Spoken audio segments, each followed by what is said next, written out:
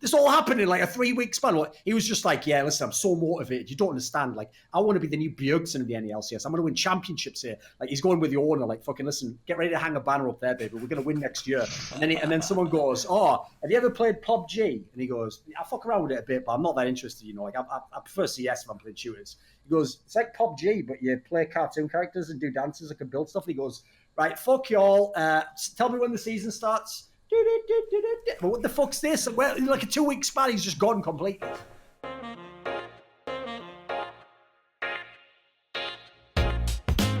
Right, this is going to be episode 23, I think. 24. Oh, it's 24, that's right. 24. Episode 24 of Listen, Loco. Listen, mate, don't start going improv, right? And the intro is famous that we do not let anyone talk to us because it's a secret I brought from someone in Insight. What you do is you establish dominance, like the show's about me and whoever my co-host is. In this case, welcome, Loco. You get to be part of the show now. You used to have to sit there in silence. Thanks. The show's about us. That's why we get to banter, have some rapport. This guest starts thinking, oh, fucking, can I get a word in? Oh, I should really have some agency here. So, you know, basically like every other fucking day when he was in a team. So then he eventually gets to talk, and then we see how good what he said was. And if it's not that good, we just go back to talking again. Maybe I reference something from 2012, back when he used to be able to play League of Legends. You know, well, above the diamond level, obviously, as we've ascertained on the show many times. So this is episode 24 of Listen, Loco. Mm-hmm. You know, a show. Obviously, as he said there, Kobe, maybe that would be the one, right? Because what you do is you shout Kobe famously, right? As you're fading away, shooting what should be an impossible shot. In many ways, a metaphor for both of your careers at this point in time, gentlemen. I hope the shot goes in, doesn't clang out of that fucking ring like, da-dong! And then everyone just look at you like, why not pass the ball? Some of us can actually make shots. Anyway, speaking of being clutch, we've got someone in here who definitely knows what I'm talking about. So our guest for this episode is DLim. He's one of Loco's mates, but don't hold that against him. He's also been a coach of Team Liquid. Okay, let me finish. And he was also with Clutch Gets Shit, yeah. Were you with any other good teams? What team are you with now? It's a European team, right? Yeah, SO4, Schalke, no fear. Yes. Not actually a bad team, to be fair. Jokes aside, they're actually doing pretty well. They've started the season pretty well. So, all right, well, let's start there then.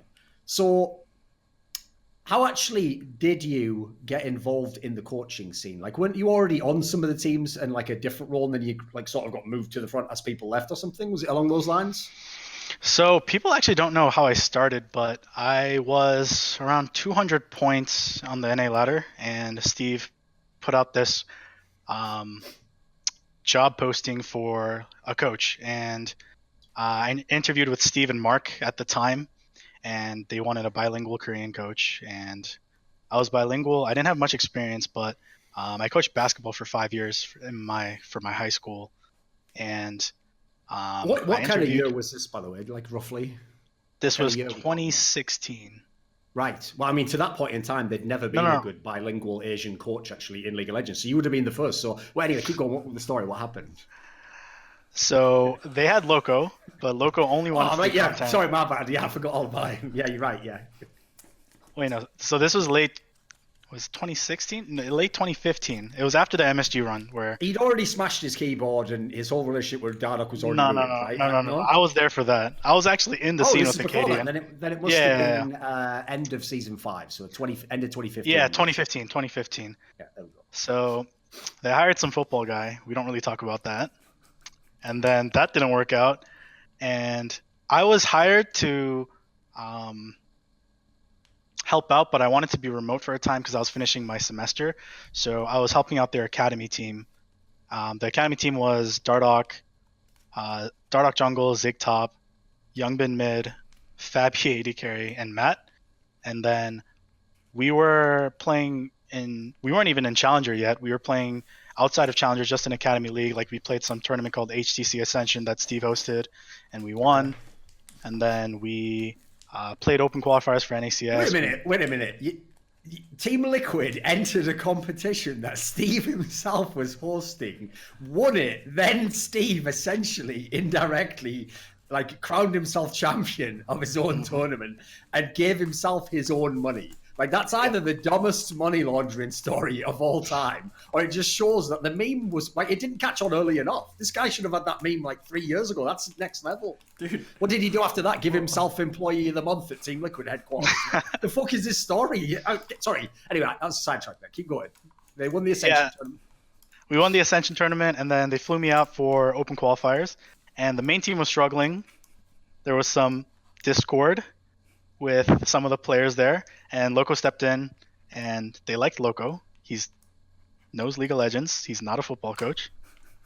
Kind of does his job and provides value.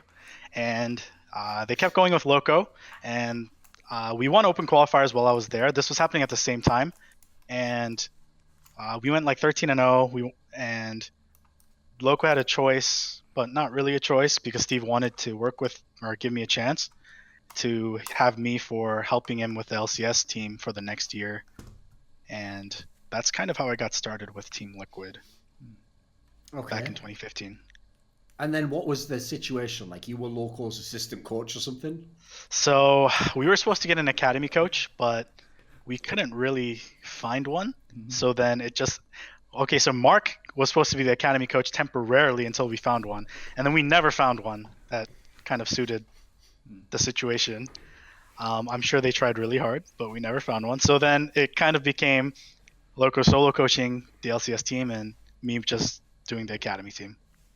Okay. Right, come on, Loco. You got to give us some information now. I mean, Mark was checked out. Mark wanted to not coach anymore. I mean, I don't blame him. I should have probably made that choice a long time ago. Better to be a content creator, as he learned a long time ago, right? Yeah, I still think coaching's really good, and I like coaching, and I think I'm a better coach than I am a content creator. It's just I don't think coaching's in a good state right now for North American League of Legends. Maybe once the atmosphere changes a bit more, I'll be more into it. But it's the same in most games, mate. Like, the only really, really good thing outside of the fun of coaching is the salary. The problem is, like, basically, it doesn't matter how big esports has gotten, they still haven't given almost any coaches actual power beyond like 1 or 2 instances in the West. Like, the same in all coaching I've noticed. It's the same in CSGO, you know, like every coach in CSGO tells me, like, I don't even get to decide half the shit that people are speculating on, you know, like how this player played his role or something. Like, it just doesn't exist really. Yeah. Well, one thing I do want to talk about is with the old school TL days.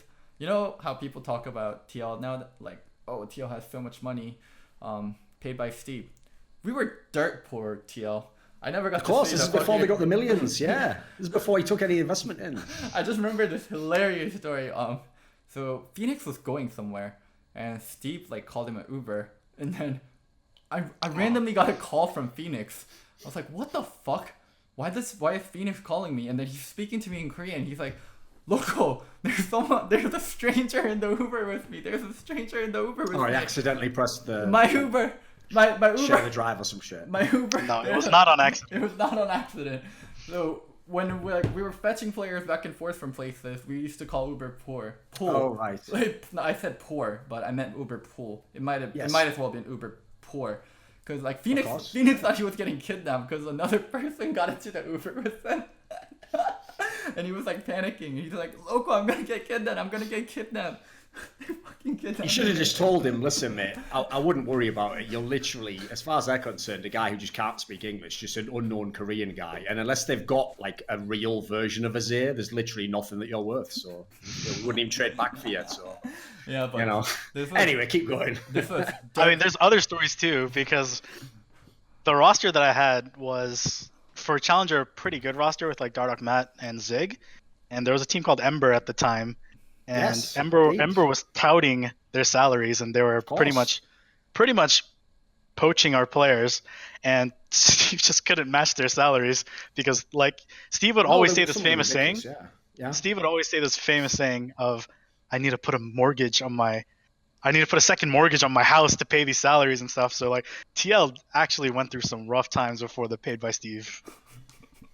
Sure. Funds came in.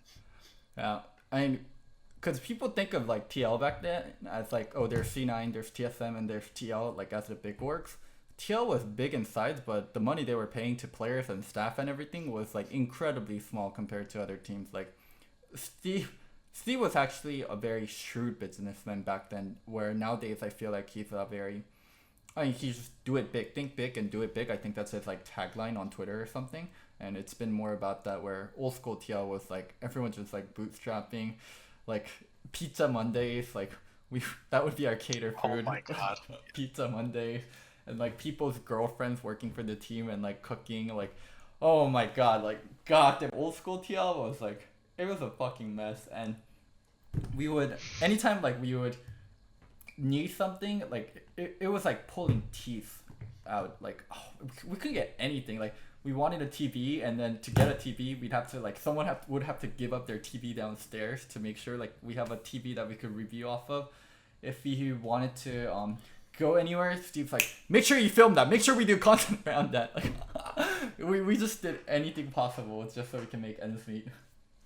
Because if you remember, one of the things that Ember Org was famous for, like you say, when they published the salaries, is that famously, if you remember, Golden Glue actually played for them back then. Mm-hmm. And I think his salary was something like $80,000 a year or something, which remember, we're talking about back in like season 6 now, I think. So we're talking about like 2016, he was getting $80,000 a year. Yeah. Now, here's the mad thing. I always say that, like, if you look at, like, for example, current climate of culture and media, especially in America, but obviously the election of Donald Trump basically made it so it's like there's a pre and post on that. Like if you go before that whole election, people were way less sort of like cared about politics as much. There wasn't all this vitriol. It's like a lot of people that you know, depending on what your relationship with this famous person was, you might have changed your mind completely on whether you like them. It's like that if you go back then to that point in time. Because back then, we would have all laughed at the idea of paying Golden Glue $80,000 a year to do what Golden Glue does. Now, people actually support that sort of decision. Outrageous times. We've gone through the wormhole, gentlemen. Welcome to the simulation. So here's a real question, right? I'm only going to ask it this way, David, because I was told, as I alluded to on the show, actually, I was told on the Damien episode explicitly not to ask questions such as, example question, was Dardoch really that bad? Now, no one said this to me, David Lim, so I'm asking you this question. Was Dardoch really that bad? So I worked with Dardoch before even Loco worked with him, because he was on the Challenger team that I was working with. And That's a long was pause. Is he looking up and to the right? Is he lying? Let's see. He was there was times he was pretty bad, I'm gonna be honest. Sure. I think he himself admitted that he was immature at the time, and he like publicly apologized to Loco for some of the stuff that he did. But there was a point in time where we had 3 rookies on the team, right? We had Matt and Dardoch, who moved up from my team, and we had Lourlo, who we brought in. God knows where.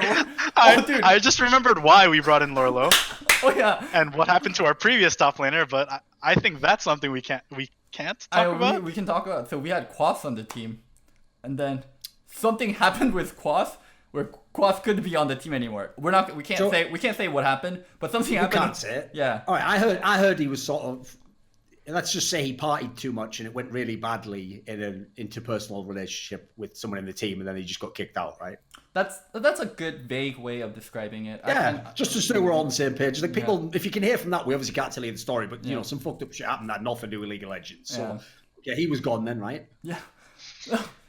Here, I'll say this: when Quas was gone, and then Quas came back onto NRG, I was like, holy shit! NRG picked up Quas. That was the level of thing that happened. Because people in the scene, even though we weren't supposed to talk about it, they knew. Of course, everyone fucking talked about it, dude.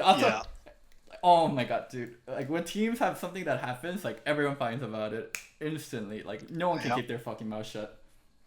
Like Steve would sit people down and be like, "This is what happened. We can't talk about it, not to anyone," and then everyone would know in like 2 weeks. So my thing is, I'm like, okay, I'm definitely not gonna say anything about it, and then like. One of my friends at the time, Arya, like she asked me about it, and she kind of knew what happened. I'm like, what the fuck? Like, how the fuck does Arya know? And it was like 2 days after it happened. I'm like, okay, people are definitely fucking talking about this shit. Just saying, folks. Listen, people who watch our show. Listen, Locoers. All I'm saying is, in his story there, he mentioned a female friend of his, and she knew all the gossip in the entire esports industry a couple of days after him.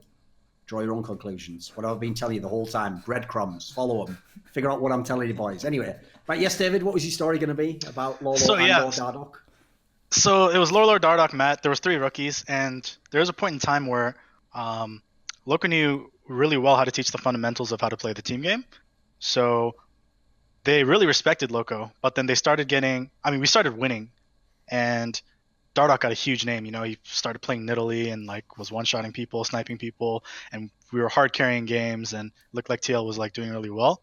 And then I think there was a point in time where Dardoch did get a big head, and he would argue with Loco just to argue with Loco, and then I Loco. imagine why anyone would do that, but keep going.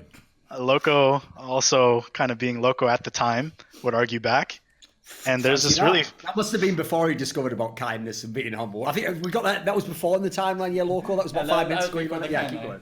That's a joke for everyone who was watching before the stream, by the way. It's not going to make any sense in this VOD, but who cares? Keep going. So just for an example, I'll tell one story that actually happened that is kind of interesting, and everyone at TL who worked for TL at the time would know. So like I said, I was working with TLA because we couldn't find an academy coach suitable, even though I was kind of supposed to be working with Loco. Loco said he didn't want to coach long term, and he was looking for someone who could replace him long term. And while working for TLA, we would scrim upstairs in a different apartment, and they would scrim downstairs, the main team and the academy team. And as we're scrimming, we're completely separate. Oh shit! I know what's. We're just scrimming our game, and they're scrimming their game. And then Tony, CLG coach at the time, is messaging me, "Hey, where are you guys?" And I gotta let you guys know something about Tony and CLG. They're famous. I've worked in NALCS for 3 years now. Tony is famous for doing, so the LCS review time in between scrims is set to around 20 minutes. And CLG is known for doing 30, 35-minute reviews. And it's just really annoying and cancerous sometimes if you're the opponent. Waiting trying to to get keep on another a scrim in the scrim Yeah. block, yeah, sure. Yeah, you want to get 3 games in. Sometimes the chef makes food at a certain time. You want to be on schedule. And sometimes you do third blocks. So CLG is known for long reviews. And then Tony just messaged me, "Hey, where are you guys?" And I'm like, "Hey, I'm working with the academy team. Let me go downstairs and find what's going on." I go downstairs and I walk into the review area. And the first thing I hear upon a bunch of arguing is, "Yo, David, what would you do here in this situation?" And Loco's pointing at a screen where they're 10k gold down at like 15 minutes. So the scrim is completely over.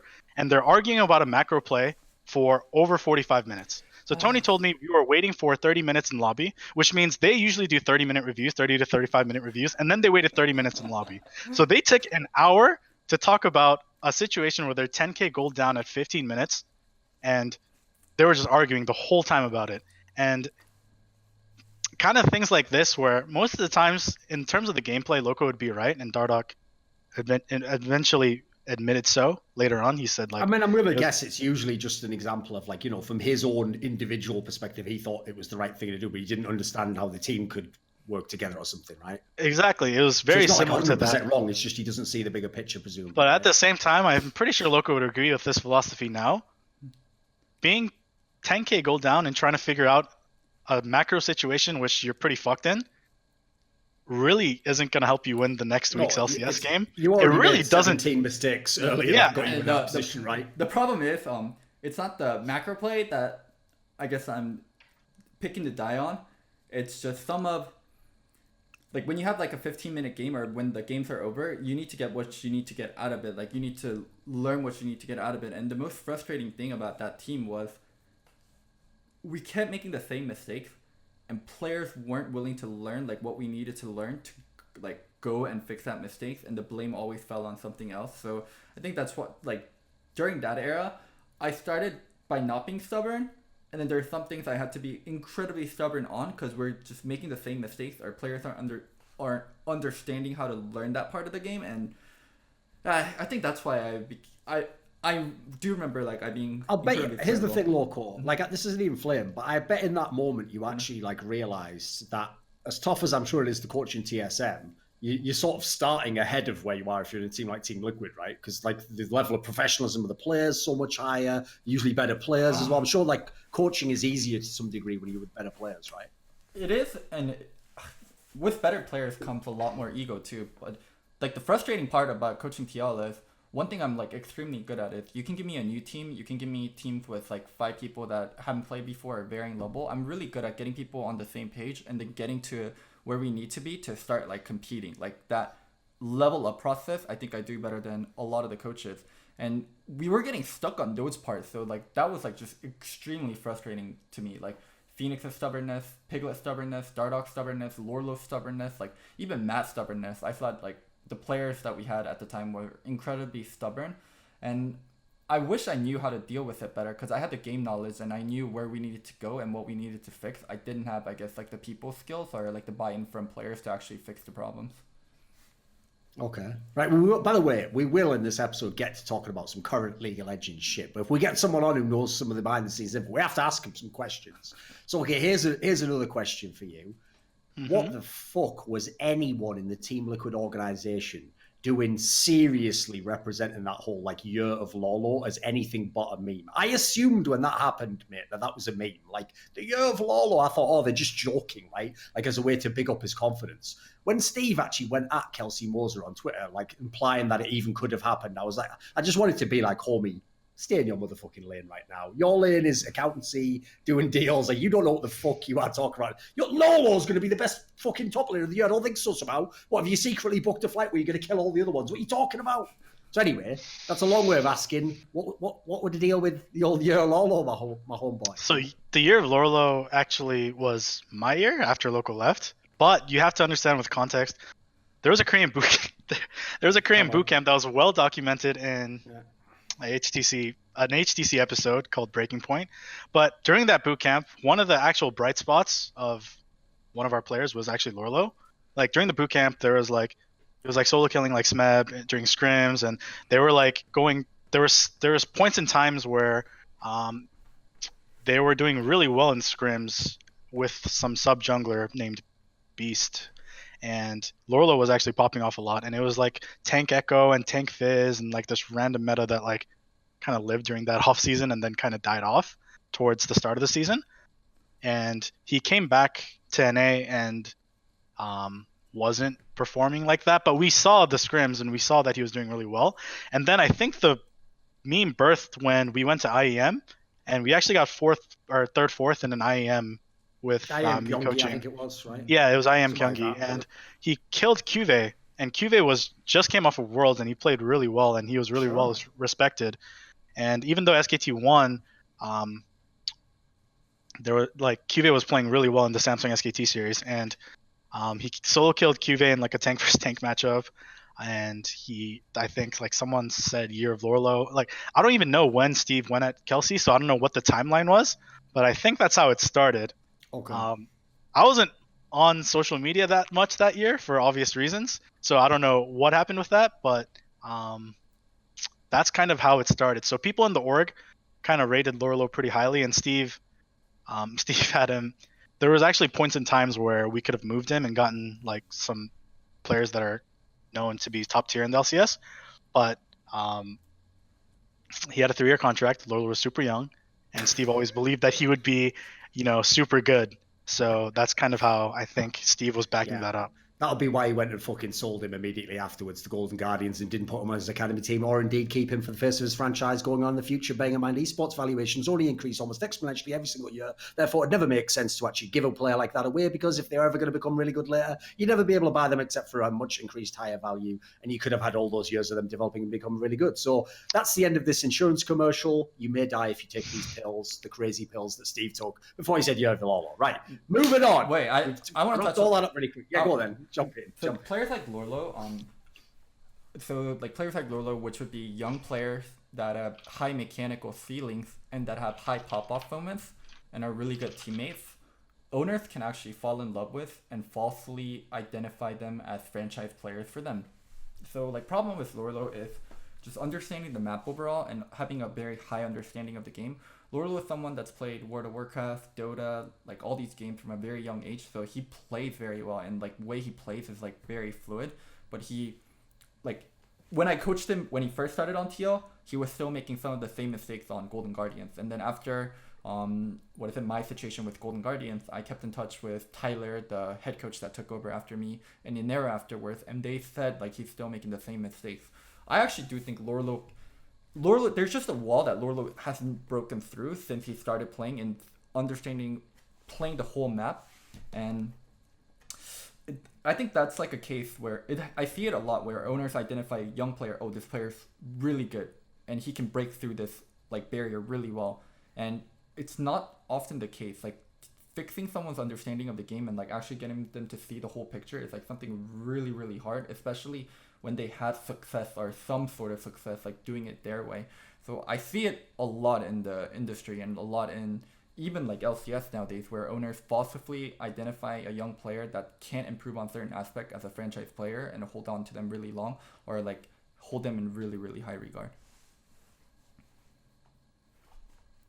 We can move on.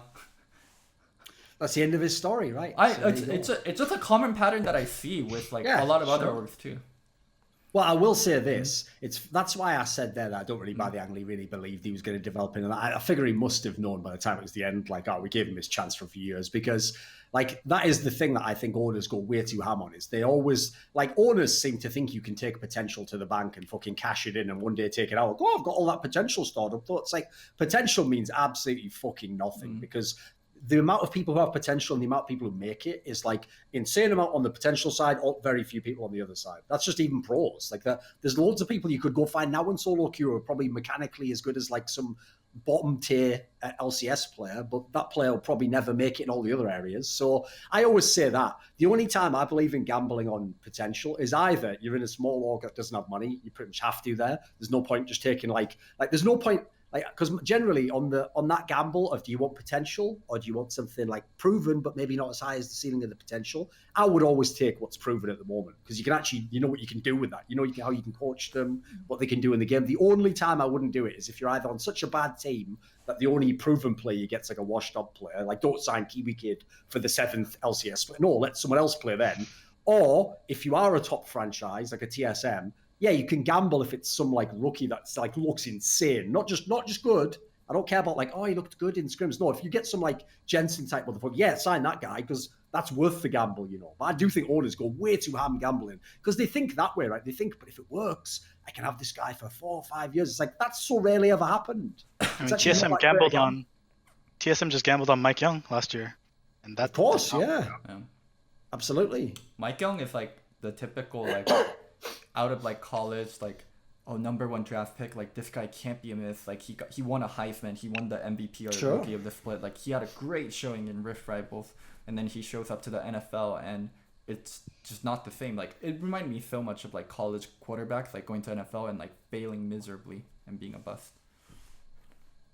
Right. Before we actually talk about LEC or LCS, right, we've got to say something about clutch gaming, right, David? Sure. Oh man, that face he made. Oh. I've got a question for you, right?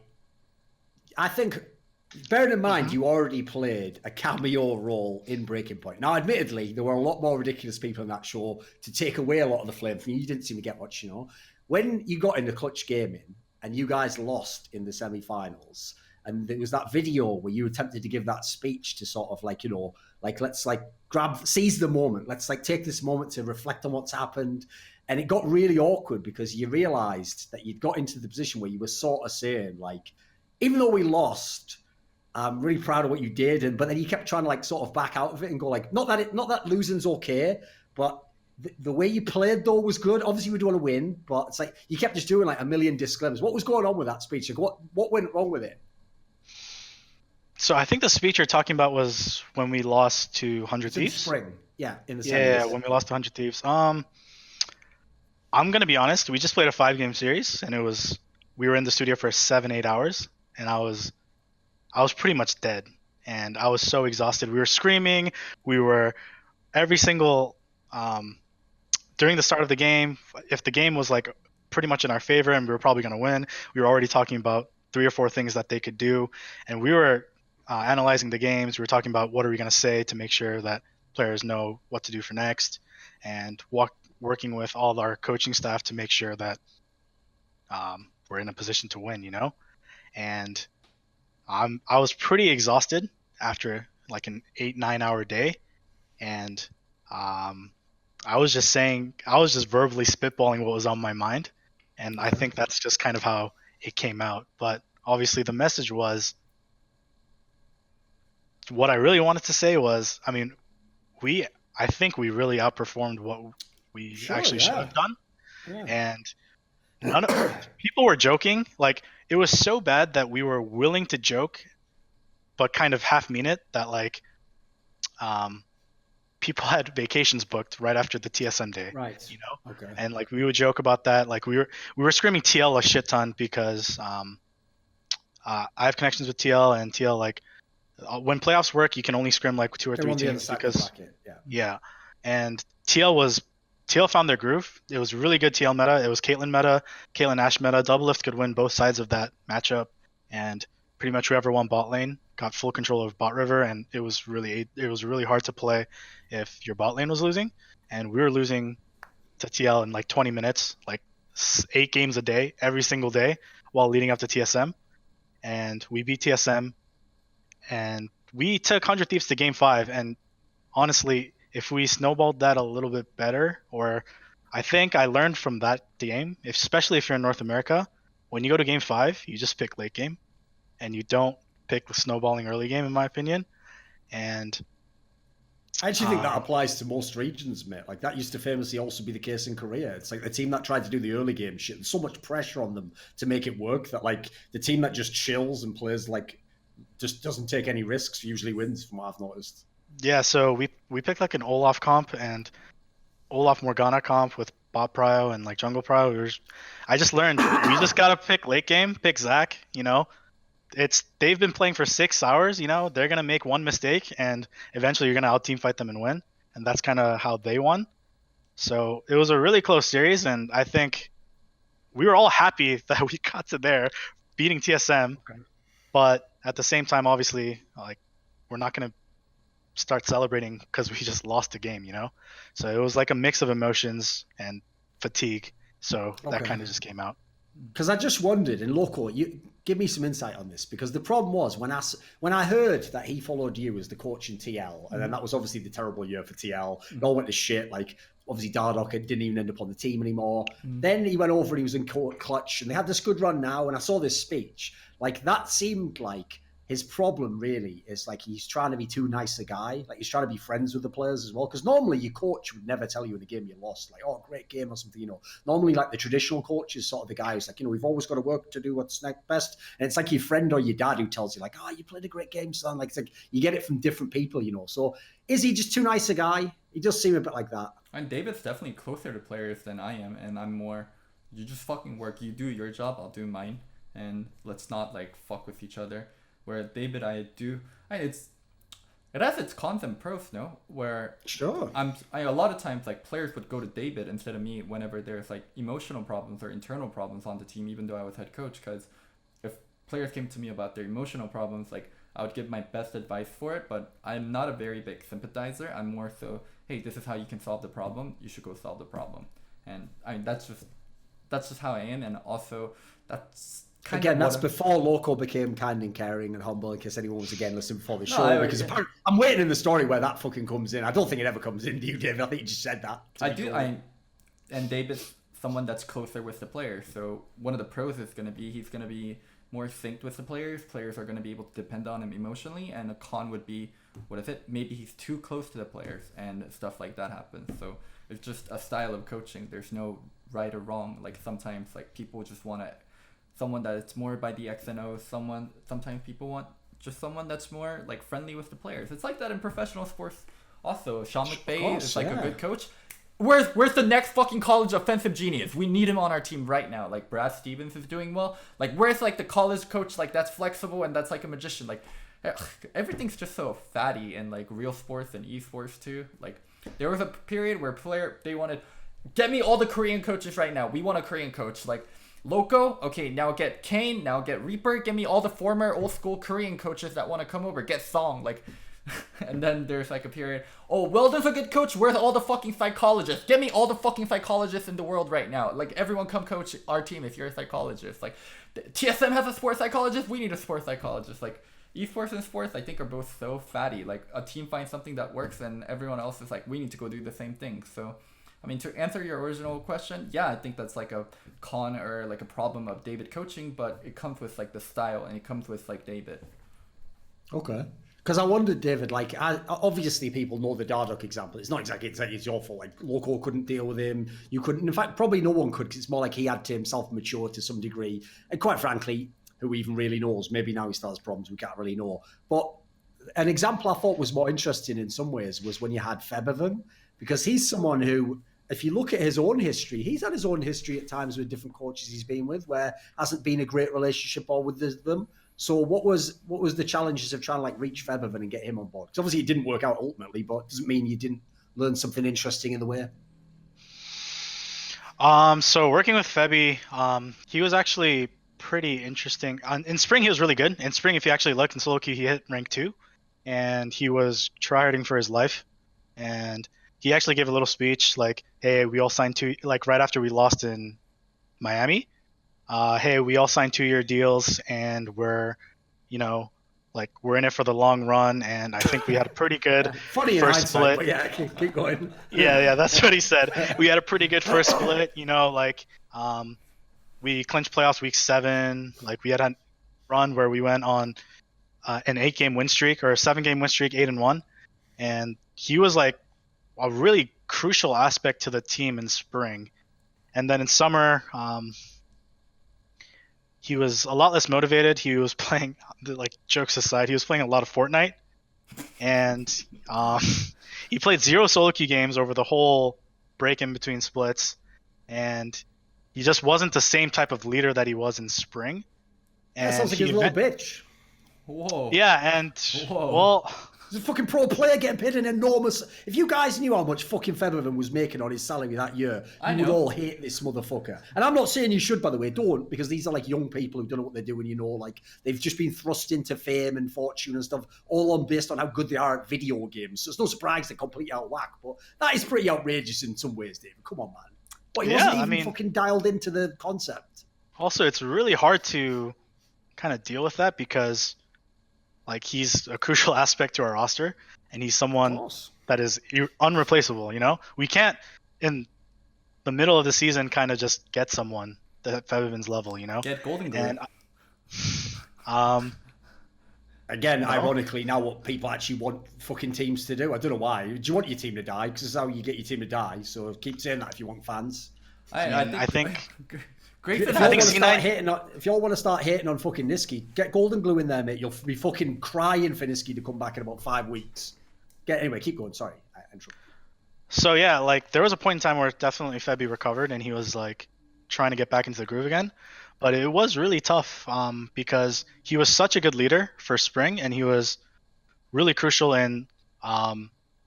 So to go a little bit back on the other question about like me being too friendly, like Loco was. Wait there 1 sec. Like, let me just before I forget it, I'd have to just point something out because I've just realised something bizarre about what you explained. So, everyone, listen. One thing I'm really good at as a journalist is you set up a timeline of events, right? So, remember what David said.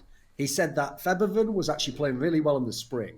And actually, Febiven even gave like a speech, that was like, we're in here for long haul, guys. We signed 2-year contracts. Like, let's fight together. He was like, he was like fucking Maximus in Gladiator. He was like a leader of men. He was the star that you'd want, right? Then the summer split came along, and he hadn't even been playing solo queue. He'd been playing Fortnite, and then the summer split was going on. Wait a minute, where was the fucking gap there? Like, that's the end of the split, and then the next split. Like, what? This all happened in like a 3-week span. What? He was just like, yeah, listen, I'm so motivated. You don't understand. Like, I want to be the new Bjergsen of the NELCS. I'm going to win championships here. Like, he's going with the owner. Like, fucking listen, get ready to hang a banner up there, baby. We're going to win next year. And then someone goes, oh, have you ever played PUBG? And he goes, I fuck around with it a bit, but I'm not that interested. Like, I prefer CS if I'm playing shooters. He goes, it's like PUBG, but you play cartoon characters and do dances and can build stuff. And he goes, right, fuck y'all. Tell me when the season starts. But what the fuck's this? Well, in like a 2-week span, he's just gone completely. That's what Fortnite does to you. Yeah, I mean, I think Fortnite not even one skin. Get that picture of Febiven where he's just on a bad angle. So every picture of him in the last year. And for some bizarre reason, he looks like he's about 30 pounds fatter than he actually is because his neck always goes like. Get one of those pictures of him where he just looks like he just like had the summer off eating pizza, and then just put Fortnite not even once. Just put that on there, and then before it, put like the picture of him when he's first in Fnatic, like all fucking bright eyed and shit, like ready to go to fucking Hogwarts to learn how to become a wizard. Like anyway, keep going with the story. So back to so Febi. He eventually got there, but there was a point in time where it was pretty rough because, we had like all these goals set. We had like, these were the issues from spring that we need to tackle. And a crucial part of our system that we kind of had judged was trying to to kill perform Ninja this every way. time you drop in when he's in the game. It was so like a crucial component of that was kind of missing or very different. So we had to adjust, and the adjustment period didn't even go well because like we had problems from spring. Obviously, getting losing to TL and scrims in like 20 minutes every single day, 8 games a day every single day, makes problems arise and makes Is you that kind why of they had conflict that those one playing problems. style in LCS because it just worked against everyone? Yeah, I mean, they play through bot. You know, like everyone talks about, like even TL today, they first pick Cassio on blue. Everyone, every coach, every analyst, even fans will know Cassio is going mid. Impact's not playing Cassio. DoubleLift's not playing Cassio. Like, I mean, you know what TL is gonna do, but you just can't stop it Doran, because, or go ahead, David. Sorry. I mean, because they're better than you at what you can do with what they can do. I don't. The reason why TL plays through bottom is because I mean Impact's a tank player and DoubleLift's a carry player, and that's like the playstyle they decided. But most teams that win championships in NA have one playstyle, and they play that playstyle to its highest degree because there's enough flexibility in that style, and also people can't develop other styles to that level, and players aren't flexible enough, and people don't even counter it, and like their style isn't that great either. In like other regions, I've seen it be different, but it's a common pattern in NA that I've noticed. Championships teams usually master one play style and are flexible within that style. All right. I think Thorin really needed that explanation. The second time was the best. I like it when he goes slower and just says the same thing. Okay, fine. Fucking move on to the next topic then. Should we actually talk about this dog shit European league that this guy coaches in? Like, here's the thing, David. I'm totally up for doing episodes about the LEC, but the problem is, we all know someone in the chat's not going to have that much to say, is he? So what? I watch LEC and I do VOD reviews on LEC. I watch almost every game so far. Not every, but almost every game so far. Okay. Right, well, let's start with his team then. Schalke, what do you think of this team? I think Upset's better than I thought he would be. One thing I noticed was Veteran was just so wrong about stuff he said. Because after what Veteran said, I was a little down on Upset, and I'm not sure how good Upset would be. And Upset turned out to be better than he is.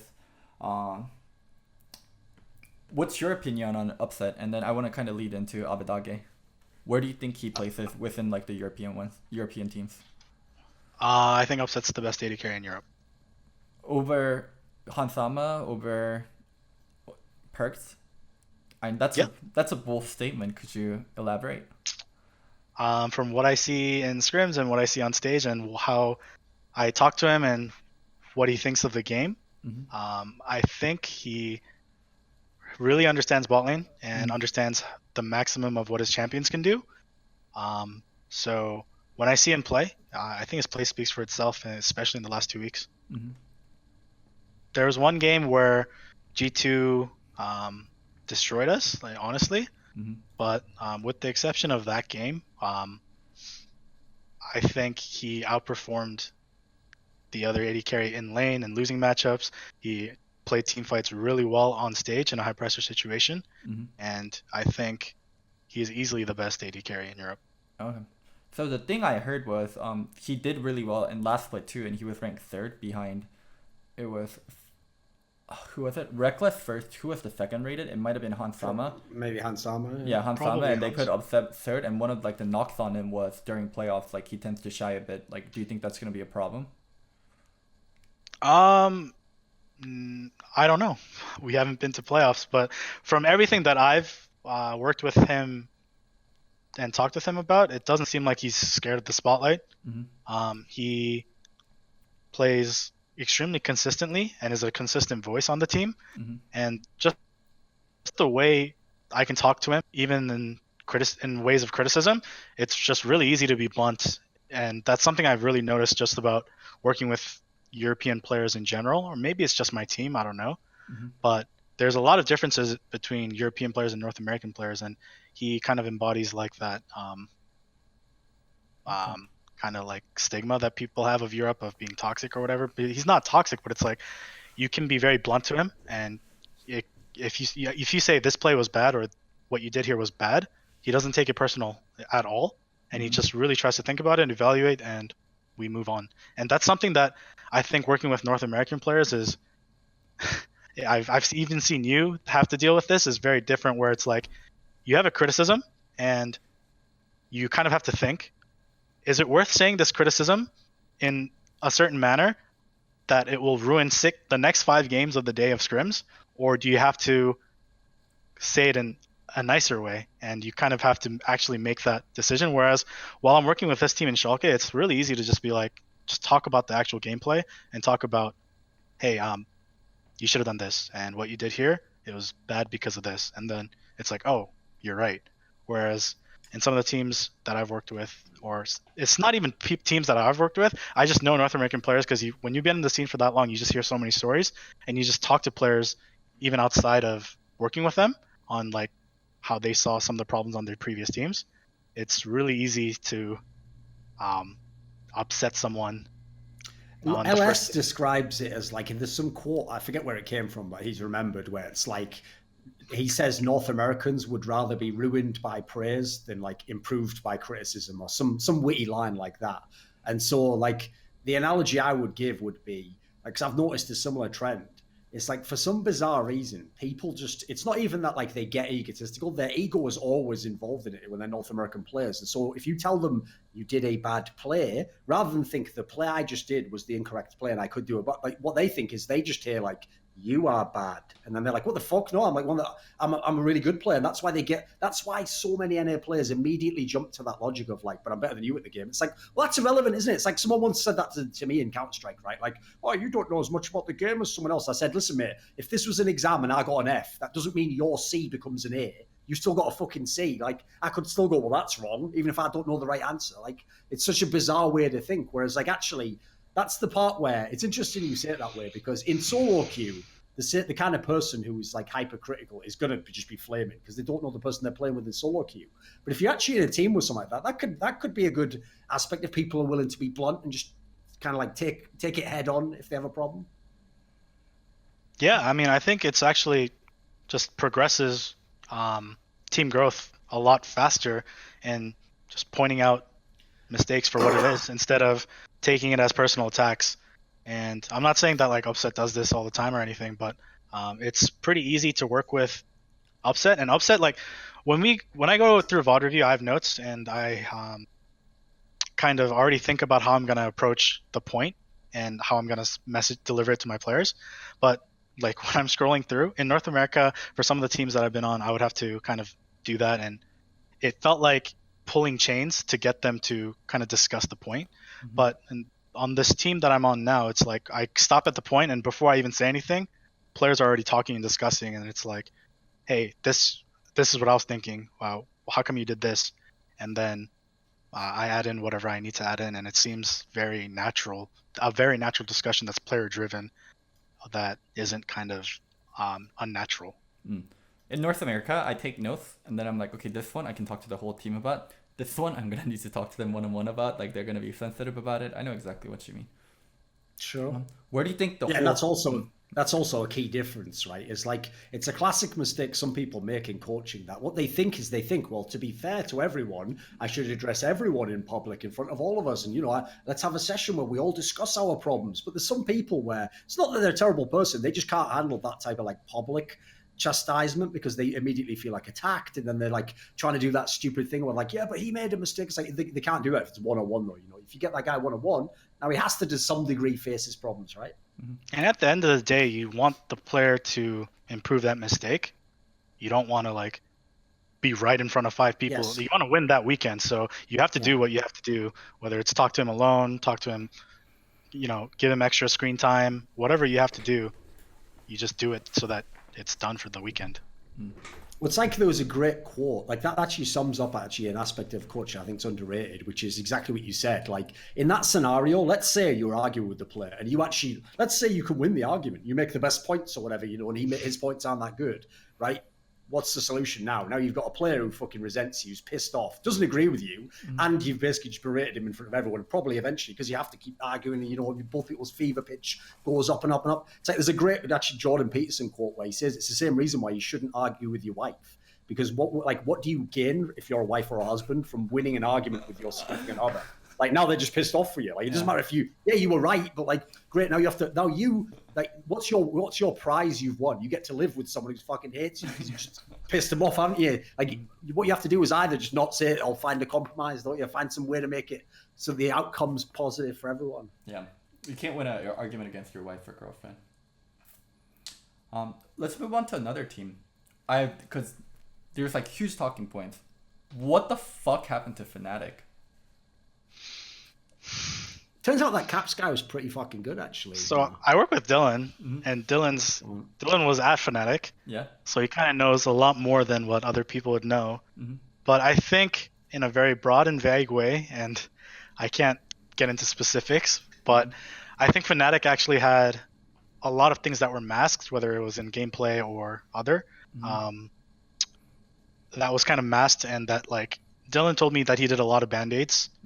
This was not in relation to Fnatic, but when he was recruiting me and talking about his style, I'm sure Loco knows this too, but when you're playing a best of one on the weekend, you have to come up with band-aid solutions for the draft, band-aid solutions for your strategy or play style on just trying to win a best of one that weekend.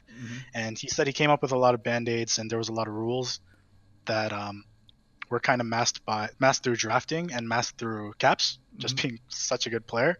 And if you look at certain players on Fnatic's champion pools, they play 2 to 3 champions at a world-class level, but some of their champions do drop off. And for that to all fit, I do think someone like Caps drawing so much pressure, for Bwipo to play really aggressive.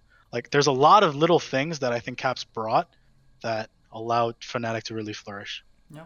Because, by the way, if you think about it, Loco, famously at Worlds when people criticize, because if you remember, because Caps came in with this insane hype that he might be like the best Western player to ever play League of Legends, like obviously his potential is insane. And because people knew Fnatic was good, everyone thought, like if you'd have told people before the tournament, if Fnatic makes the final, people would be like, right, Caps must be the MVP. Like he must have just carried the whole tournament.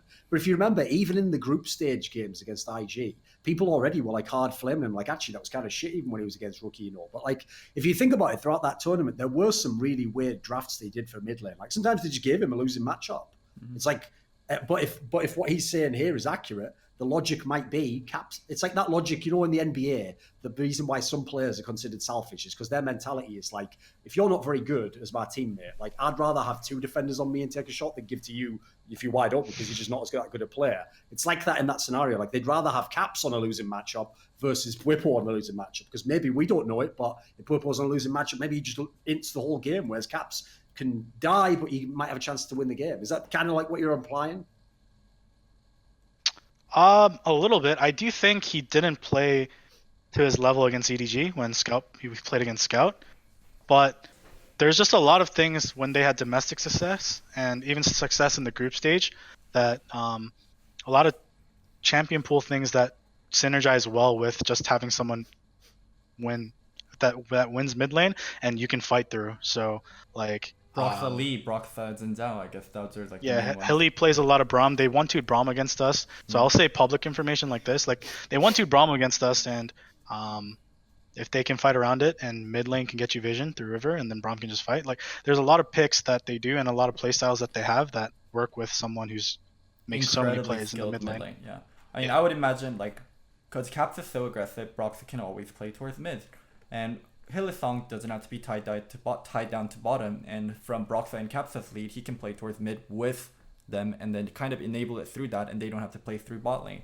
And because they're drawing so much pressure from mid side, Bwipo can play aggressive top lane without having to worry about drawing as much jungle pressure, and if he does draw jungle pressure, they'll get a lot more from mid side.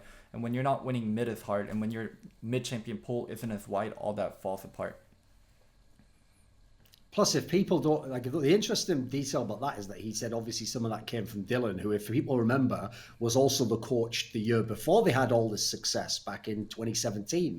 And if you remember, that was the year when even though all these teams were playing through bot, actually Fnatic was like one of the teams that just forced it mid all the time through Caps. And so at the time, I remember people thought it was because like the previous coach, Nico the Pico, had said something like, I set the whole team up to go through Caps, like he's going to be the future of the, which sounds like a good reason to do it, but also if it's abandoned, that also would make a lot of sense if you just had to do it at that time to win games. Do you think they'll recover? The problem is they're a lot of games down, so they're going to have to get really good. You know, The thing is, they lost to. They still haven't played G2 yet and Misfits yet, and the problem is they play G2 next 2 weeks from now, so they've got to get good pretty quick. but I do think they do have good players. Like, don't get me wrong, it's not like it was Caps was backpacking them every game. You know, Broxa's really good. Weepo plays a certain style really well, and Reckless is obviously god tier on his champs. And it's like they do have good players. I think there's just Caps leaving isn't an excuse for how bad they're playing compared to how good they are, because they're like it just looks like they're completely off sync when you watch them play.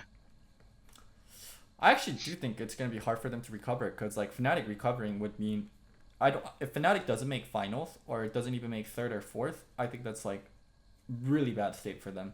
And the highest I can see them be is fourth. I don't see them being better than Misfits. I don't see them better than G2, and I don't see them being better than Schalke. So if the best they can get is fourth, and even that is hard, then Fnatic's in a pretty shitty spot.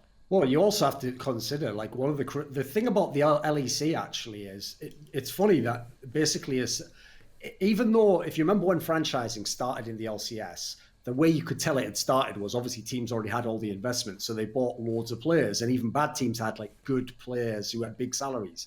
That didn't happen as much in LEC. Like some of these teams, like when you saw them on paper, you were like, that maybe won't be that great a lineup. But the actual parity, there are quite a lot of teams in the LEC that can win games. Like if you look at some of the teams that themselves are near the bottom, like Orihin's only won 1 game out of 4. That's a lineup that surely is going to come online at some point. So there's games you're going to potentially give up. Vitality's actually probably overperformed at the moment. Like some of the teams, like obviously the Schalke team, that looked okay on paper, but it's only when you realize that, like, the interesting thing about the Schalke team before we move on for me is that it's an example of a team where, like, if you went individually and I only told you each name and you had to forget the next name when I showed you the one before, and you saw each one name, you wouldn't think it's that sick a team. But what they've actually done is whoever built this team, it looks like they actually built it with like the cohesion in mind. It has like a good team balance of who the players are.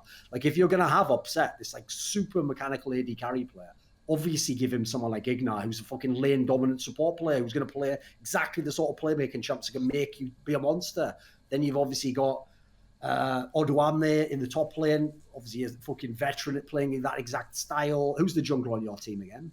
Memento is actually probably. Here's the thing: if you watch EULCS, he's not underrated. But if you've never watched EULCS, you would never believe how good this guy is in like the first 15 minutes of the game. Like he was literally just hard carrying like those dog shit Roccat teams to like vague relevance. So basically, the mid laner, Abe Dage, the guy coming from Turkey, who's just not known, he's the only real like big question mark. And the rest of them, as I told, they almost like fit into sync. Like if that Abe Dage guy ends up being like a star player, they'd have a fucking awesome team. Yeah, so this year was really important to me for where kind of I go in my career after. And while I had a few options, when Dylan was selling me the team, the way Dylan and Tim, who's kind of like the CGO or the CEO of Schalke, made this roster, it made so much sense in the way he explained it. I think Odo, he had an off year, but I do think he is a really good player. I think Ideal time to pick him up for not the biggest salary in the world then. Exactly, and Memento, the way if you saw his games with Roccat, like he played early game really well. He was ahead almost every game, and he's very aggressive. And like you said, Ignar pairing with Upset just makes a lot of sense. And then Abe, there was 3 rookie mids that like Nemesis, Humanoid, and Abe. Yeah. And Fnatic got to choose first, and then we kind of got to choose second, and then Splice got whoever was not chosen kind of thing. And I do think Abe actually worked out the most, and I think he's a carry player, he's a bruiser, he's like an assassin player, and he is not a bitch on stage. And that's like a really big thing for me for rookies. Like there are rookies that I've seen that I've seen play in the LCS that are a lot more scared on stage. Like Dardoch is not scared on stage, you know? Dardoch, first game he ever played versus TSM versus Yellowstar, he predicted Yellowstar to flash, and he flashed Cocooned and hit Yellowstar for first blood. That's Dardoch's like first moment on stage. Yeah, so he's a playmaker. He's looking for plays. He's like engaged, and I can tell that this guy can actually be really good. So I do think we lucked out a little bit there, but I mean, Everything's a little bit of luck. yeah. So the roster made so much sense, and it was a big reason why I do think that it is, like you said, the sum of its parts is greater than. Oh no, it is greater than the sum of its parts. Yeah, it's because it's one of those lineups. Like whenever I talk about team balance like that, to me, ideal team balance is not that you have to go to like your top laner and go, listen, I know in your team, you know, you sort of played carries when you wanted to, but in this team, we're going to need you to be a tank. It's like the ideal scenario is if that was the situation, the guy already is a tank player. He's like, wow, you know, it's like impact. Like, oh, well, that's what I do. You know, that's when you get the ideal, like you're not having to coach people into a new role they don't even want to play. And then crucially, the reason why I think that whole, like, for me, the explanation as to why I think teams can look like more than the sum of their parts is because in a really good lineup, the strength of one player covers the weakness of another player. And so you don't get any of the weaknesses coming through. You just get all these strengths. And that's actually the reason why the best teams of all time are just inevitably individually overrated. Like, come on. I don't think there's almost any lineup ever that really had the best player in every position. I think what happened is when you had a team that goes like that, you don't see the weakness of that guy. So suddenly Pumandu looks like the best support in the entire world. Of course he does. Look, what mistakes is he making? Everyone's covering. You know, it's like those sorts of examples. Like they're too easy to see. That it's no way they could all just be the best. Like one day and we're just all the best now. Yeah, great. Well, Maybe Samsung White. By the way, though, what he said there though was interesting. Though the part about when like there was the 3 rookie mids and then the teams were all trying to figure out like which one do we get? Because they're all gambles, right? Well, the really interesting detail about that is that what he said there is the order they picked in Loco. That first of all, Fnatic could have had any of the 3 and picked Nemesis. Then Schalke had a choice between Abedage and Humanoid and picked Abedage. And then Humanoid was left over and went to Splice. That was the order, right? That's from what I've heard. Because here's the weird thing about that, right? The part that is actually very interesting about Nemesis being in Fnatic is that Nemesis made his whole name playing in this Mad Lions team where like everyone was going on about the jungler. So the bizarre thing about that team is you would think you wouldn't want to pick him first because you'd be worried like, well, was he jungler dependent? Like the guy who's on SK now, self-made, man.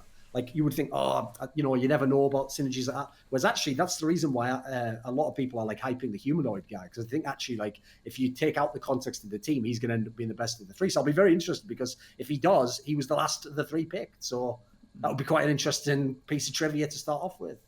Yeah, it's just an interesting thing I've heard, and it makes sense through buying power from like an org perspective. Like Fnatic obviously will get first choice on if a player is choosing between Fnatic and someone else after coming off World Finals, and it's just something that I've heard. Yeah, long as it's not between Fnatic and G2. Yeah. Listen, there's no GM in this fucking league better than Perks. And that's the genius of it, isn't he? You know, he's in the fucking game as well. So he's the best mid laner, he's the best AD carry, and now he's the best GM too. Oh yeah, I've got a question about that then. Like, David, when you actually have played G2 in scrims, was it already just like clear from the very beginning that Perks is really good? ADC, I'm talking about specifically. I think G2 play very different in scrims, and I think they're very loose. Like it was implied in interviews, they're just stomping everyone. It's too easy almost to some shit. So we weren't screaming them that much, and I think a lot of the teams weren't screaming them that much, and they weren't getting the best scrims. So I think they were stomping some of the worst teams. But when we did scrim them, we scrimmed them once. We actually destroyed them. But I don't think, like, you could clearly tell, like, when you destroy someone in scrims, you can clearly tell when they're good but they're losing because they're not playing to the level that they are, and when they're just bad and they're getting destroyed for a reason. So it was really hard to tell. I think they weren't taking the scrims as seriously. Okay. Right, weird pop question. Was your starting Pokemon Bulbasaur? No. Don't know why. That was just a weird read on your personality. Right. Okay. Back in the LEC. Loco. What do you think about when you're trying to pick up like outside talent that's unproven? Because obviously we talked about at the beginning of the episode. What do you think on that angle? Trying to get people who've never played before, figure out if they're any good. It's so fucking hard in League of Legends because you don't get a lot of data to go off of, and you often don't even get to try out because all your dudes, because you're picking them up during off season, right? So all your dudes are in vacation, so you don't get to try out. So I think the biggest thing is word of mouth and knowing the person who coached them or like talking to their former teammates. and often enough, like, they don't even give you the best answers, and often enough, they're trying to make sure they don't lose that player. So I do think it's so much luck. Like, all these, like, pickups, right? Like, that are, like, amazing, or, like, that people are talking about being, like, insane. I'm trying to think. Broken Blade? Yeah, People hyping him? Like, Broken Blade, but it's just like all these pickups like that happen that people are like, oh, this is gonna fit so well, or this is gonna do so well. Like, they honestly don't know, and a lot of times, like, either things work out for them really well or things don't work out, and it was like just kind of like accidental. You know, like Crown, right? Crown for like Crown for Optic. Optic definitely took a risk. I know we were really down on them for picking up Crown, and Crown did amazing last weekend. While it makes Optic look really good, it was definitely like a risk that they took, and they were like, we think Crown is still good, and we think he's gonna do well in NA, and it just kind of worked out without like having like real substance or something they can really bet on. They just bet on a chance, and then it worked out. And I feel like it is that way in League of Legends. It's that way in traditional sports too. You know, Loco, do you remember a couple of years ago when Fnatic did that weird crowdfunding initiative where it was called Fnatic Gear, and it's like you paid to sort of order a mouse that they then had made for you through sort of like a Kickstarter type thing? Do you remember when they did this? They launched the Fnatic Gear brand as a way to sort of kickstart some business, right? Mm-hmm. Well, the thing is, I always wondered, since it looked like a cynical cash-in on like, oh, we're going to make our own keyboards or whatever, I always wondered, is that gear actually any good? And actually, unfortunately, in the off-season, I've now realised that their gear, the Fnatic gear, must be really shit. Like, especially the keyboards, because no matter what they did, they just couldn't hit that caps lock. couldn't hit it. Couldn't hit that caps lock. Speaking of the other team that we were kind of talking about, G2. Yeah, keep going. Caps is fucking insane. I think Caps is the best Western player right now. Like, the level he's playing at is just crazy good. And yeah, welcome to me 6 months ago, bitch. I think I pretty much told you that. Sorry, what did you say? Yeah, keep going. Sorry. And it's like a voice or something. Yeah, keep going. He just does it on such a variety of champions. Like, this guy's so insane. And then, like, I see random clips of him playing Sylas. So he must have what, like, maximum 10 games on Sylas, and he's playing that champion at like a high level. Like, wow. Yeah, he's the best Western player. Yeah, he's the best Western. Did you think that way before you were in Europe? Yeah, for sure. Really? I mean, isn't that really? Yeah, like I see Caps. I talk to Kane a lot from TL because I'm really close with him, and I even talk to like Pobe and what Pobe thinks. I talk to Peter a lot, Double Lift, on TL. I worked with him briefly, and then like we kind of talk about like meta and like mindset. Like he would message me the day before finals and be like, oh, David, I'm nervous, and say like bullshit like that. But attention seeking, yeah, like basically we call it. You would, yeah, basically. But even TL would rate Caps so highly in scrims, and Caps would just do things like, even when I talk, like Curry was my assistant coach from TSM. Like TSM would have scrimmed Caps even in 2017 Worlds, and they said this player is so crazy, he just does the craziest things in scrims, and it works out in ways that it shouldn't. And like I had this kind of data on him, or word of mouth on him, on how good he was, and it was really clear that he's just that insane. He, like, even if you watch G2's game when he played Akali, I think G2 had an extremely disrespectful draft, and he just wins games that you should lose by himself. And it's really rare for a player to be able to do that when League is such a team game at this stage. Yeah, the amount of outplays he makes, and it's not just the amount of outplay, it's the kind of mindset he has. He keeps putting himself in a situation where you're absolutely fucking fucked if you make one mistake, and he manages to not make one mistake and just like carry that situation through. It's fucking crazy. I haven't seen shit like that from a Western player in such a long time. That's why it's ironic that Double Lift's the one recognized, like, yeah, he's really good. It's like, that's what we used to do for his fucking first 3 career years or something, you know? Like every Double Lift fucking highlight you ever saw, almost, unless he was already super fed in the game, it's just him like fucking vein tumbling out of about 5 spells that should hit him, and like probably do every other game he plays. And then the one time it doesn't, he looks like, oh, I knew what I was doing there. So you didn't really. You just, you know, for some reason you got blessed with slightly faster reflexes. I mean, it wasn't that rare to see it back then, because the level of talent was much lower, and if you were exceptional, like you could brute force through a lot of it, and level of teamwork was much lower. Now, like, level of teamwork and level of general talent is a lot higher than when DLim was like the high fee player. And the fact that there is a player that can still be a one-man carry in this setting is, yeah, it's just crazy to me. Dude, man. Once G2, I do agree with David, like some of the G2's drafts have been shitty. Just G2's ceiling for the team is so fucking high. I think. Yeah. Yeah, that seems scary. Like that's an example of a team where it's like there's almost no point discussing the draft because they're gonna win even fucking bad drafts.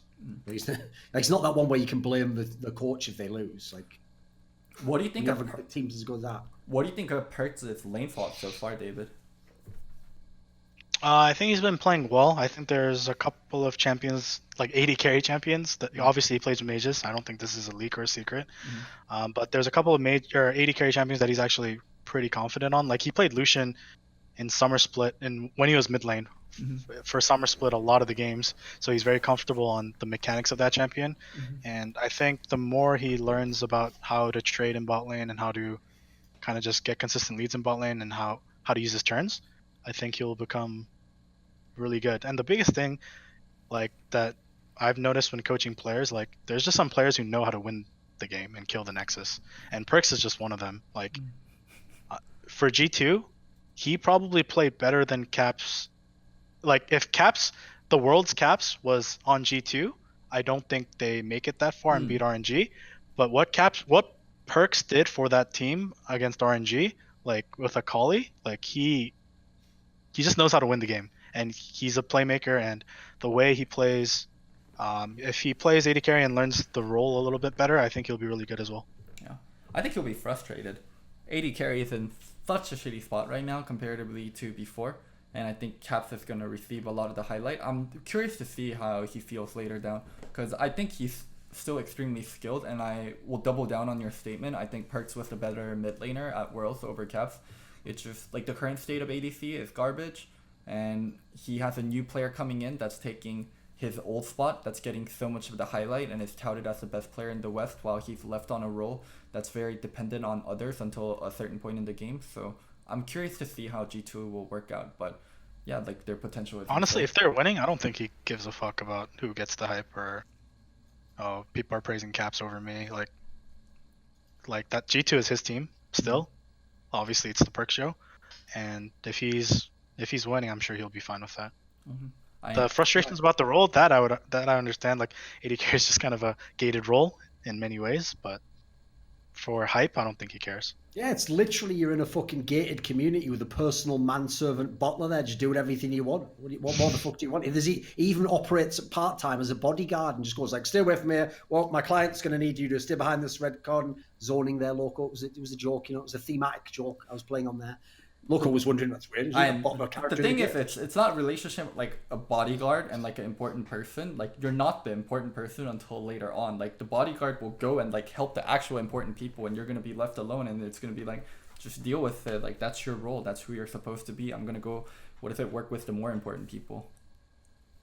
But enough about what they tell Reckless every game. Right, here's the question though, David Lim, is we talked about the two big names, because obviously G2 and Fnatic from Worlds, etc. But the other lineup that was supposed to rock the LCS was obviously the Misfits team. Now, they did win 3 of the first 4 games. It's gone pretty well. What do you actually think of this team overall?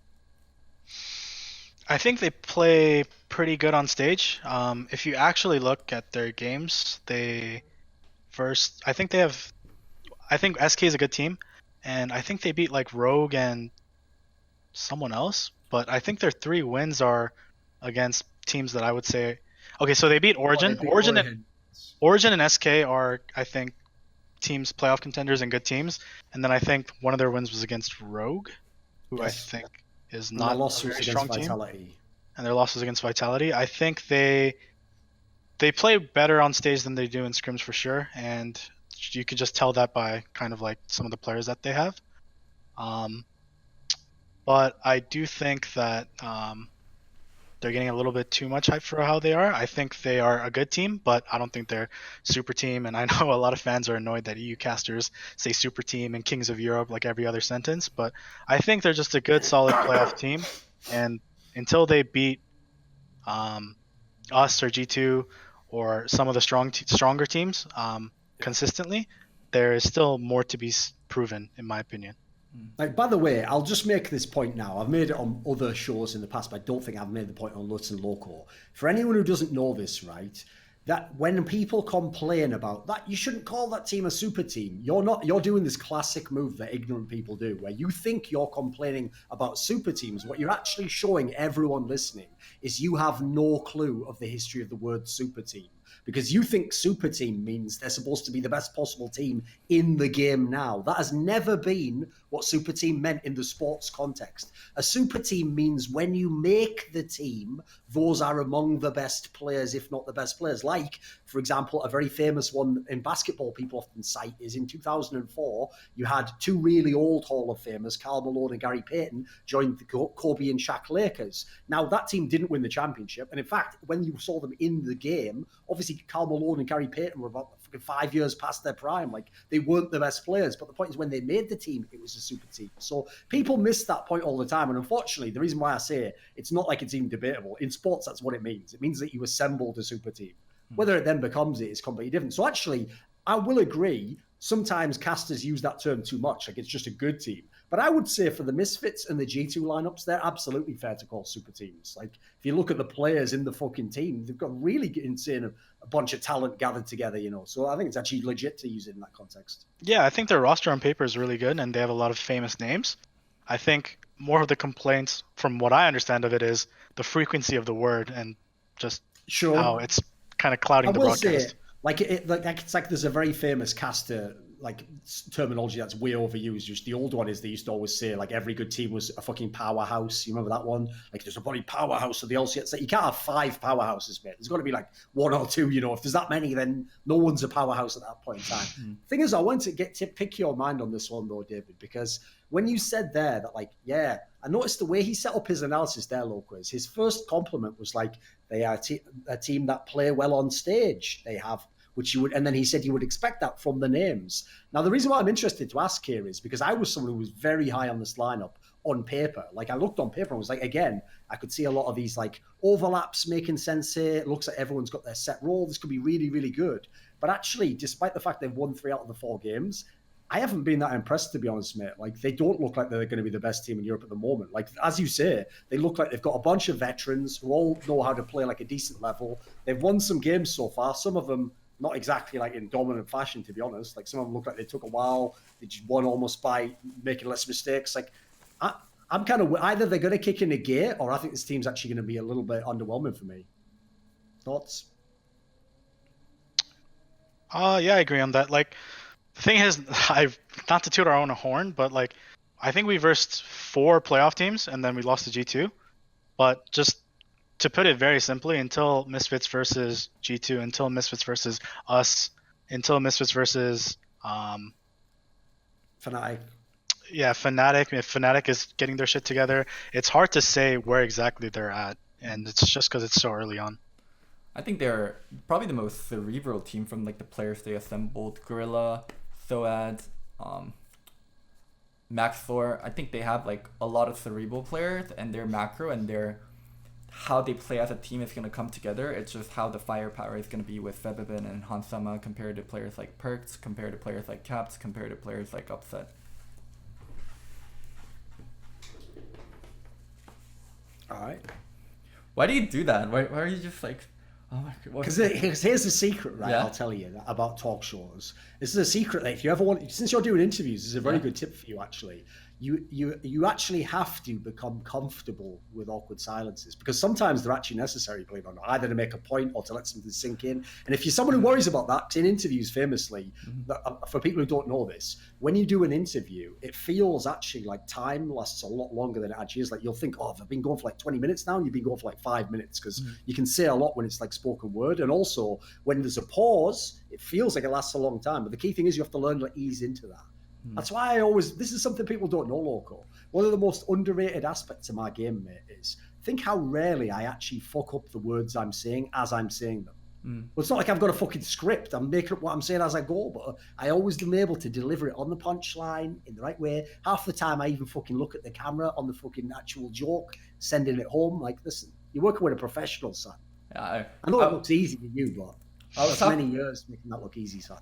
after the Dash episode, I was talking to a few of the caster friends, and then we talked about the best hosts in esports.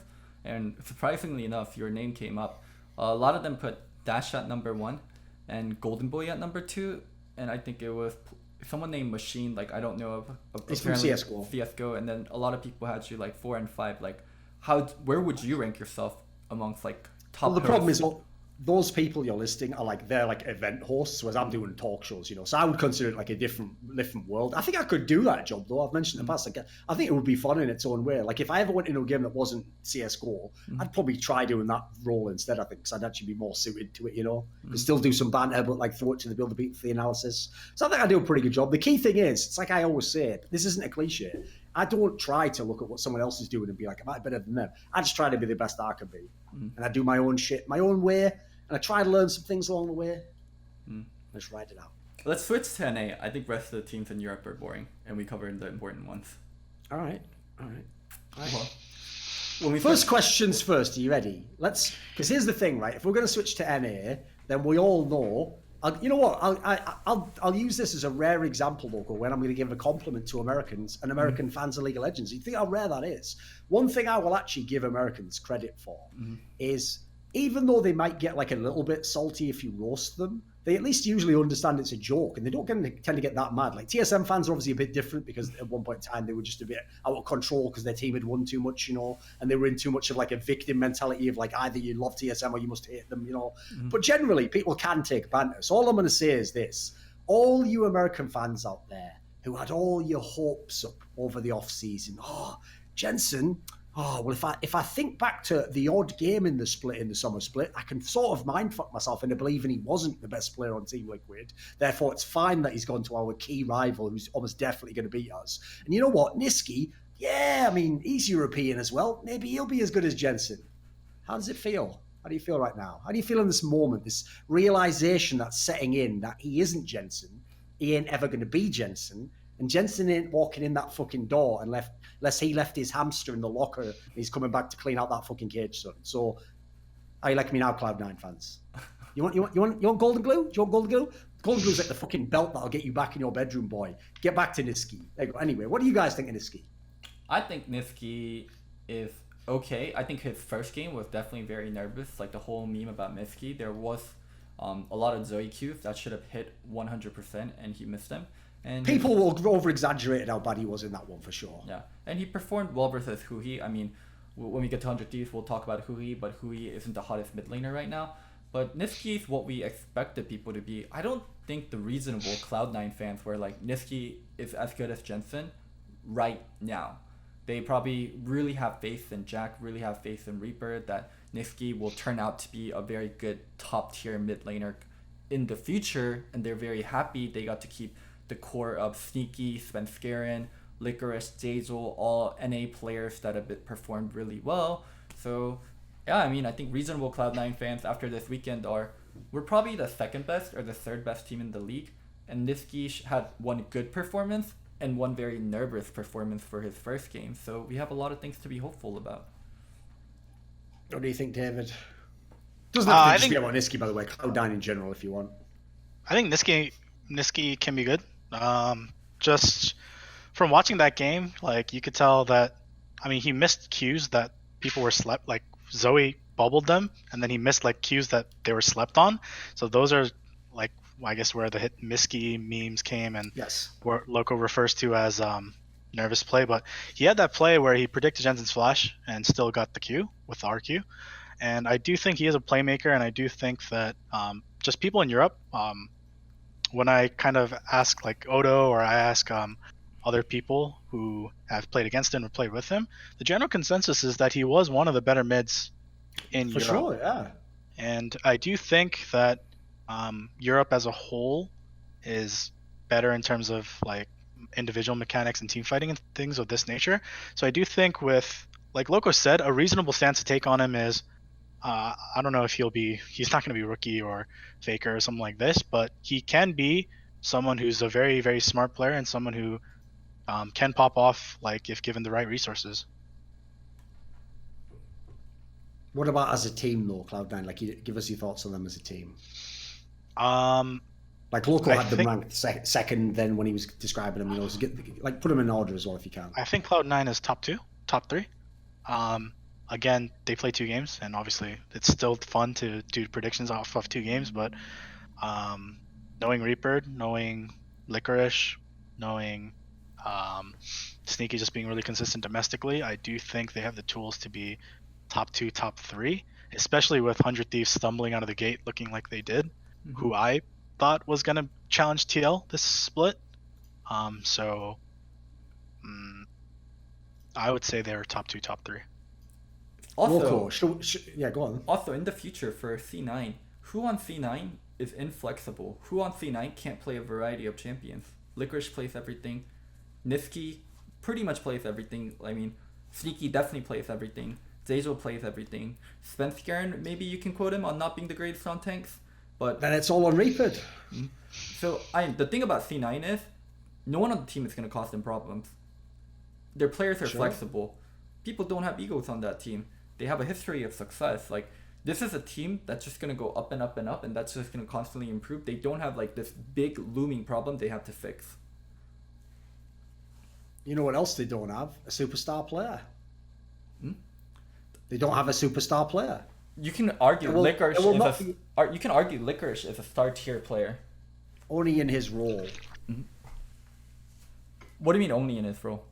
Like, okay, do you think Licorice is a top 3 player, all roles in NA? No, definitely not. No, and then that's the problem I'm saying. Like, they have a bunch of good players. I agree, they're flexible. They could probably, I'm sure the coach has a lot of choices in what he wants to do in the game. But my problem with them is I don't see where, like, where's the big, like, this guy can be the best player in the game. Because if you notice, yeah, that's the because problem. TL has all of them. Historically, like, it's funny. It's the same in every single team game I'm aware of. Like, usually the reason why people call whoever the best player is on the team that is the best team the best player is because it's not usually that far off. Like, usually once you get to the top level, it's 2 really amazing teams playing each other, and it gets to like 1 game left or something. Yeah, then the best player can win the game. Obviously, that can be the deciding factor, can't it? So my problem with the Cloud9 example is, yeah, I agree. I think they could be like an elite team. They could be top 3, top 4, could contend, but I would go ahead and bet against them at the moment winning.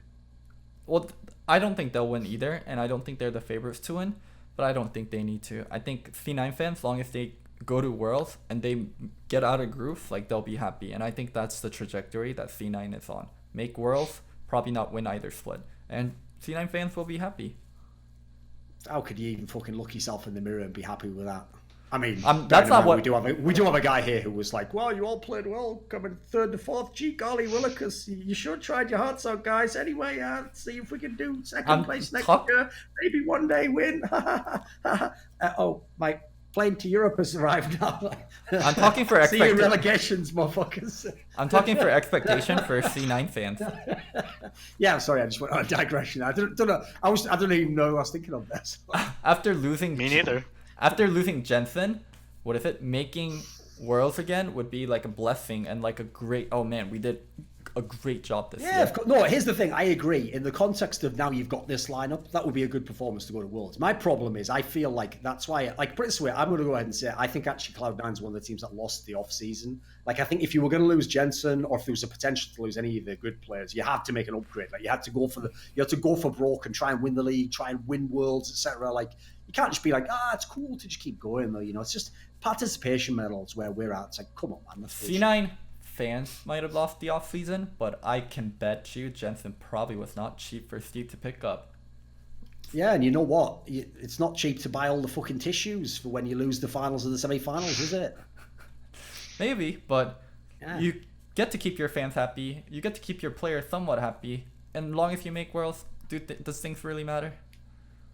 It does if you actually have any fucking soul as like a human being who's a competitor and realize you're on this life for a very short amount of time. You'll be gone one day. Fucking worms will be eating what used to be your body, your heart, and your brain. And actually, all you did in this life just meant something. And that moment will be forgotten by everyone who ever knew you, ever saw you, ever heard you, ever sensed you in any way. The heat death of the universe. Nothing will ever mean anything. So you could have done something great in this moment. Instead, you chilled. You made a little bit of money. You enjoyed the off season, and now you're dead as well. So jokes on you, dickhead.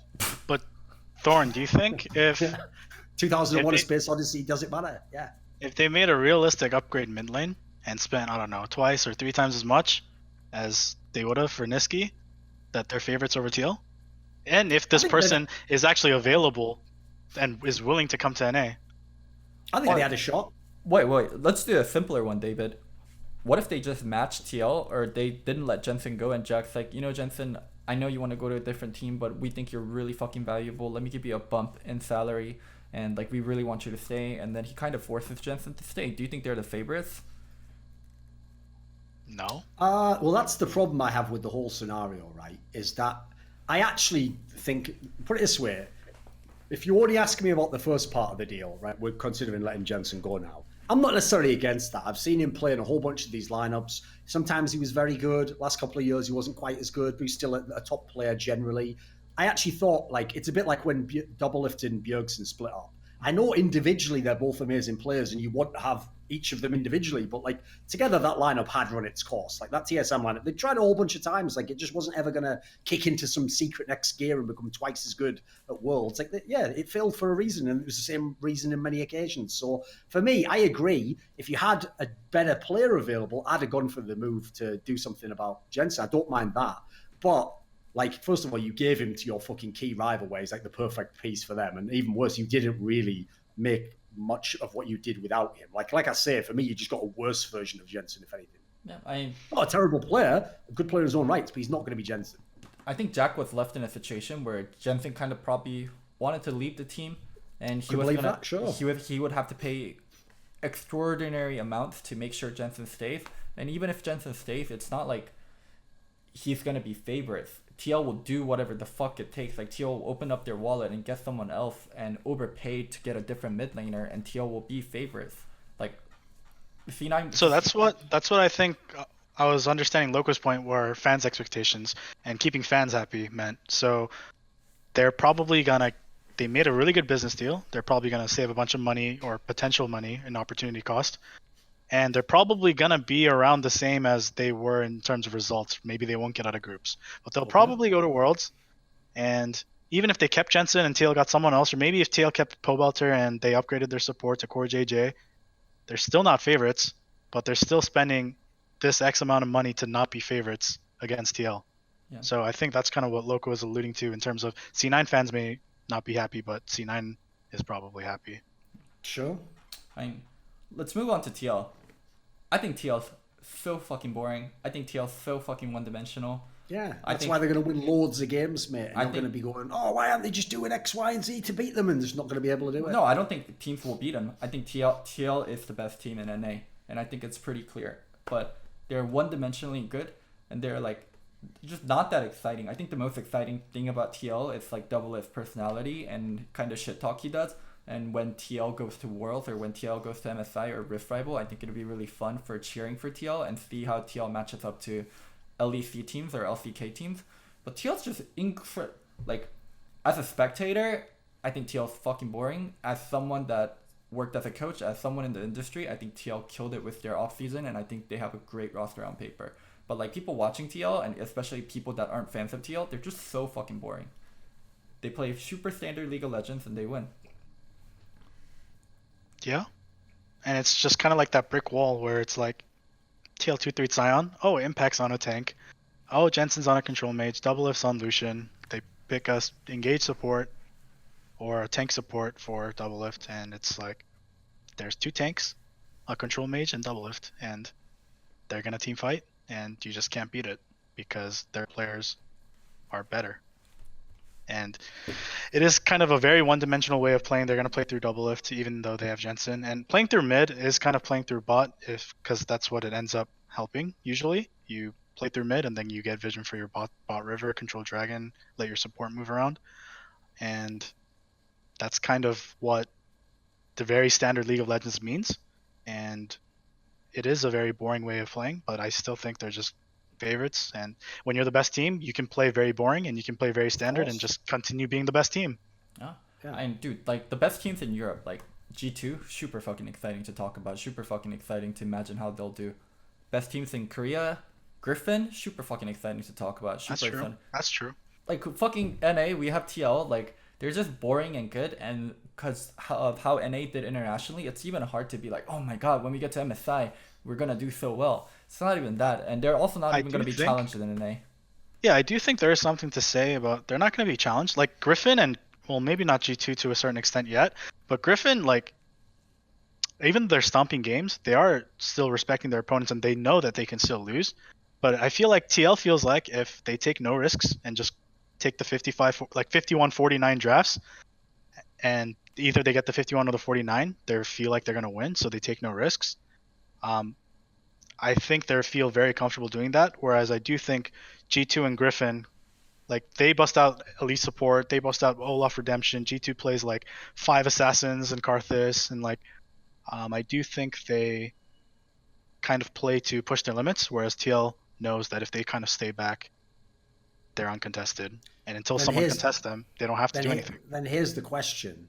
Which of the teams, either playing style or actually have good enough players, who can actually beat that? In a best of 5 or in a best of 1? No, just in the best of ones. I mean, we've only had a couple of games, so I think now's the CG can time beat to them. predict. Clutch. CG can beat them. Why? Yeah. So let's shift over to Clutch a little.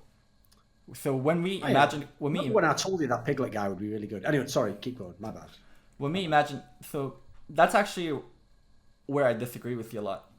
Me and David both work with Piglet, and we both thought Piglet was going to be good.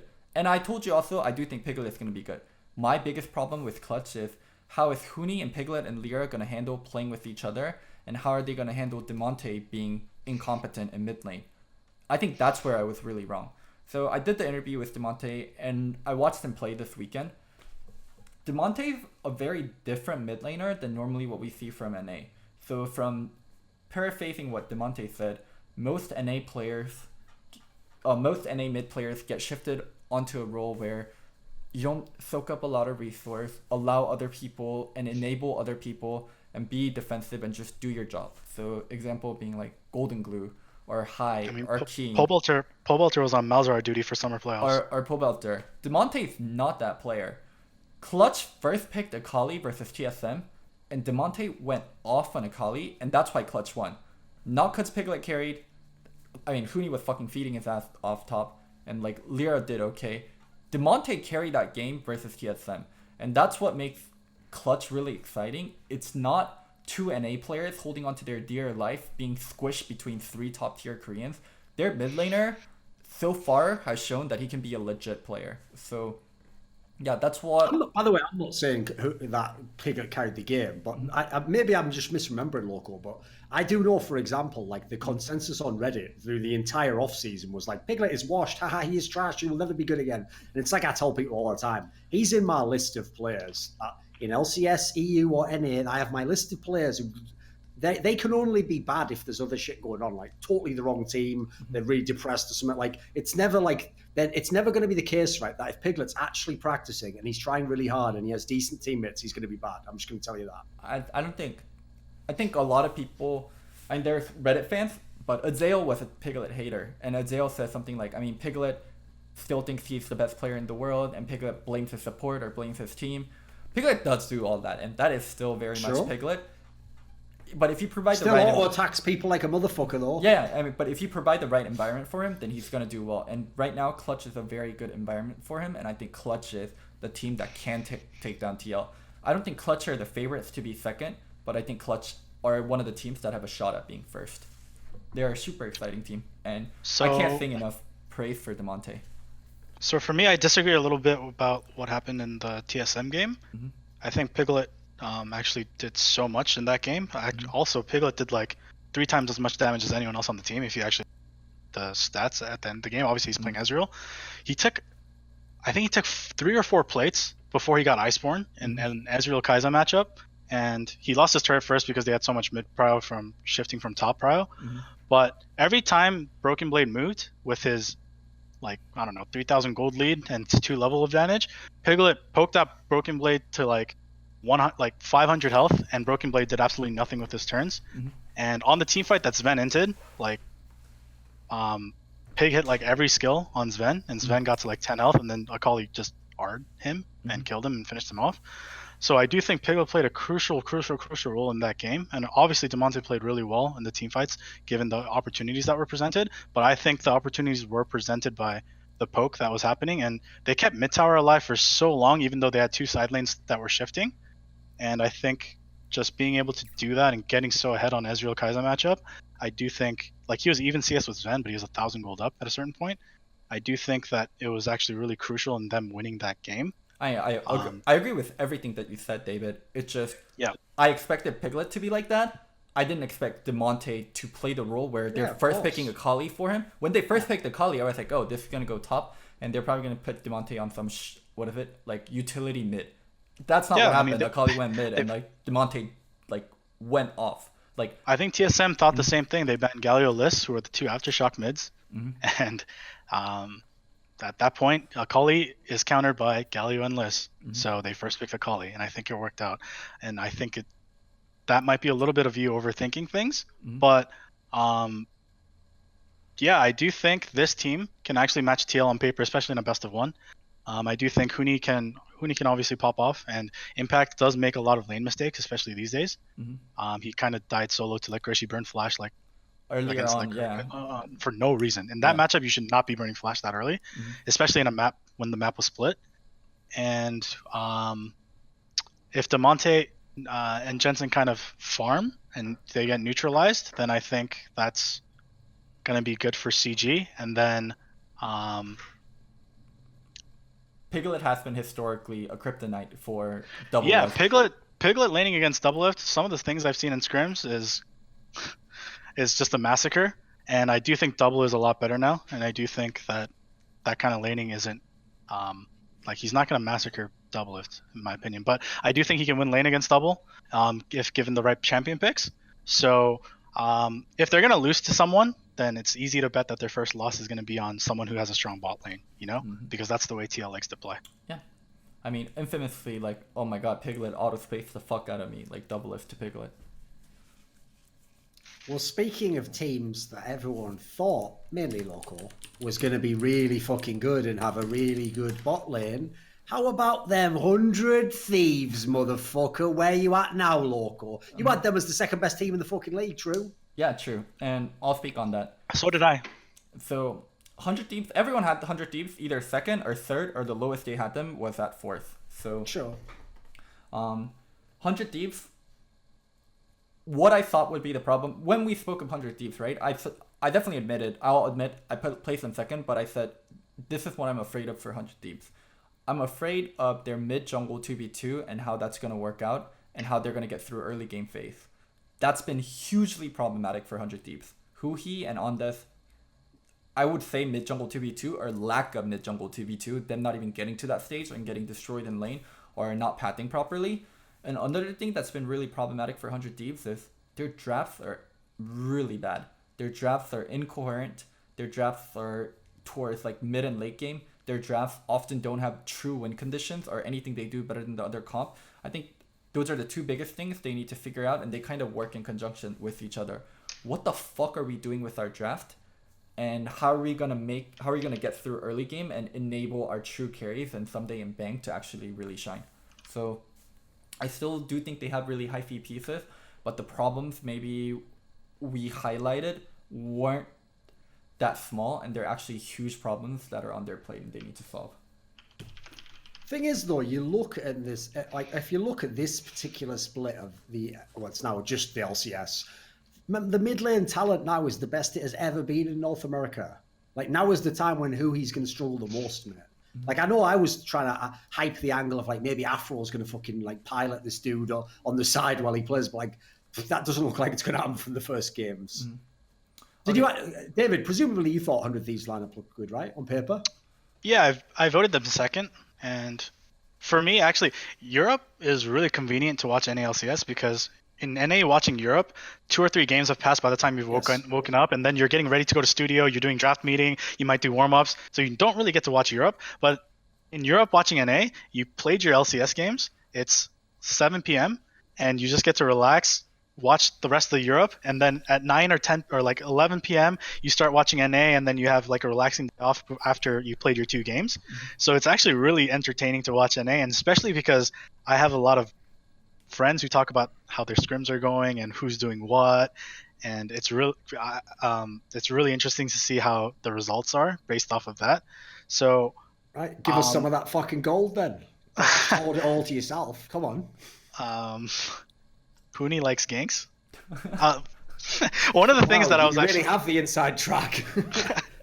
one of the things that we didn't touch on about CG before we move on to 100 Thieves is, for me, I think CG can work out because of Lyra, because I think Piglet, although he can be whiny at times and he can be kind of a little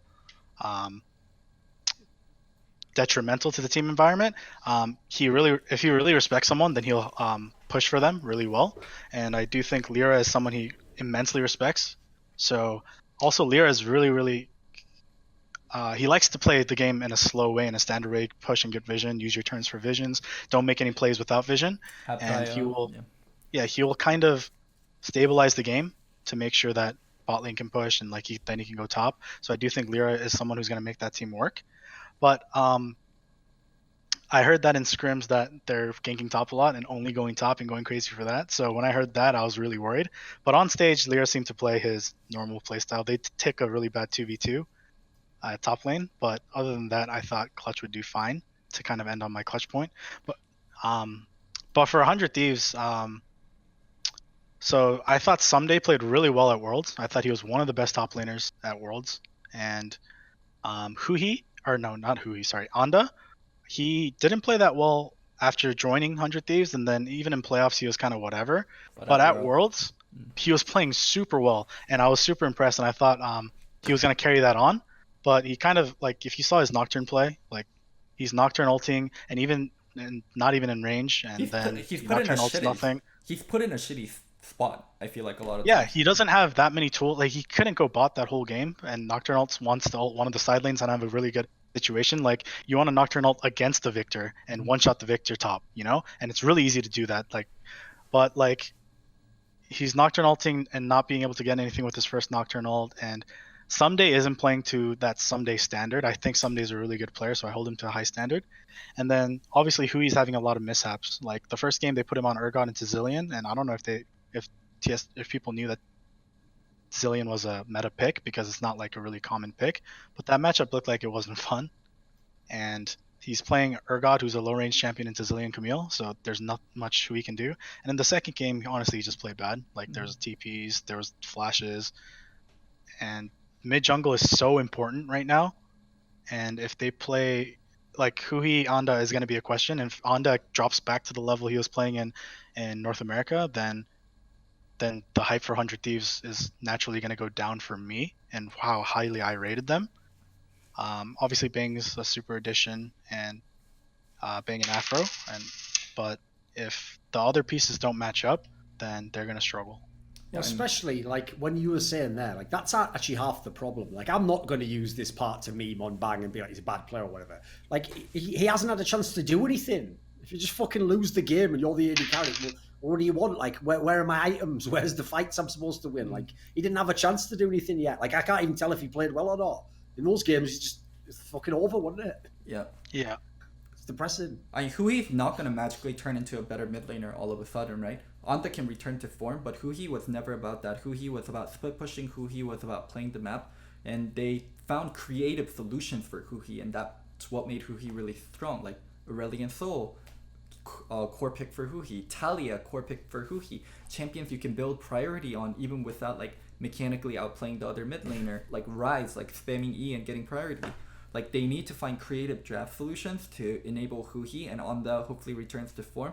But even if that happens, I do think the Hui Anda problem is going to be a lot bigger than what we initially thought of. And I do think giving them, I don't think they're ever going to be rated second or first.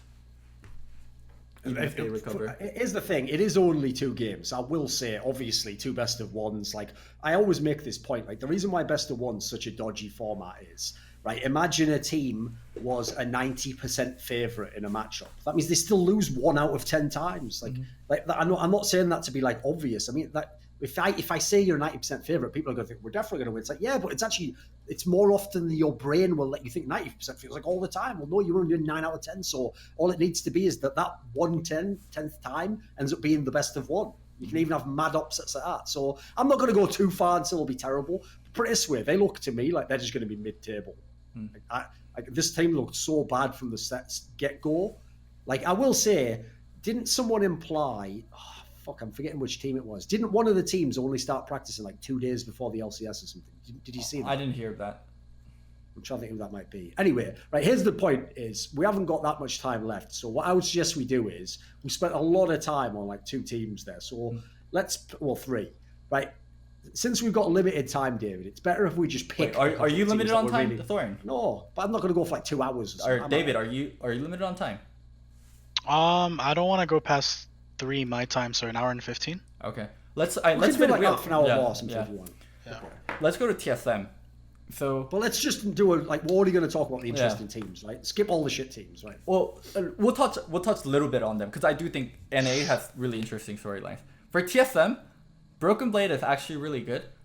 The problem is their mid-game macro was really garbo versus Clutch Gaming, but it is still early in the season. But I'm pretty high on TSM, and I think the only real questions they need to figure out is mid-game macro and how Acadian's going to fit into the team. And there's something that I want to say that I think is kind of controversial. If Acadian fits into the team, I don't want to see Grig. If TSM...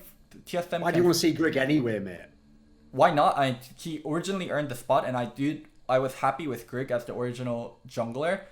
If they find a group with Acadian that works, I really don't want to see them switch back because Acadian is someone that's vocal, someone that is argumentative, and someone that presents his own opinion, and that hasn't been under a good coaching staff.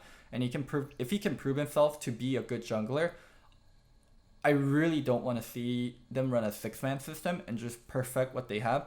But I get this feeling that if Acadian does well and Grig recovers, Grig's going to get a fair shot, and I'm not sure if that's the best thing for TSM. I think it's going to be unfair towards Grig, but I think it's okay to be unfair towards Grig and do what's best for the team.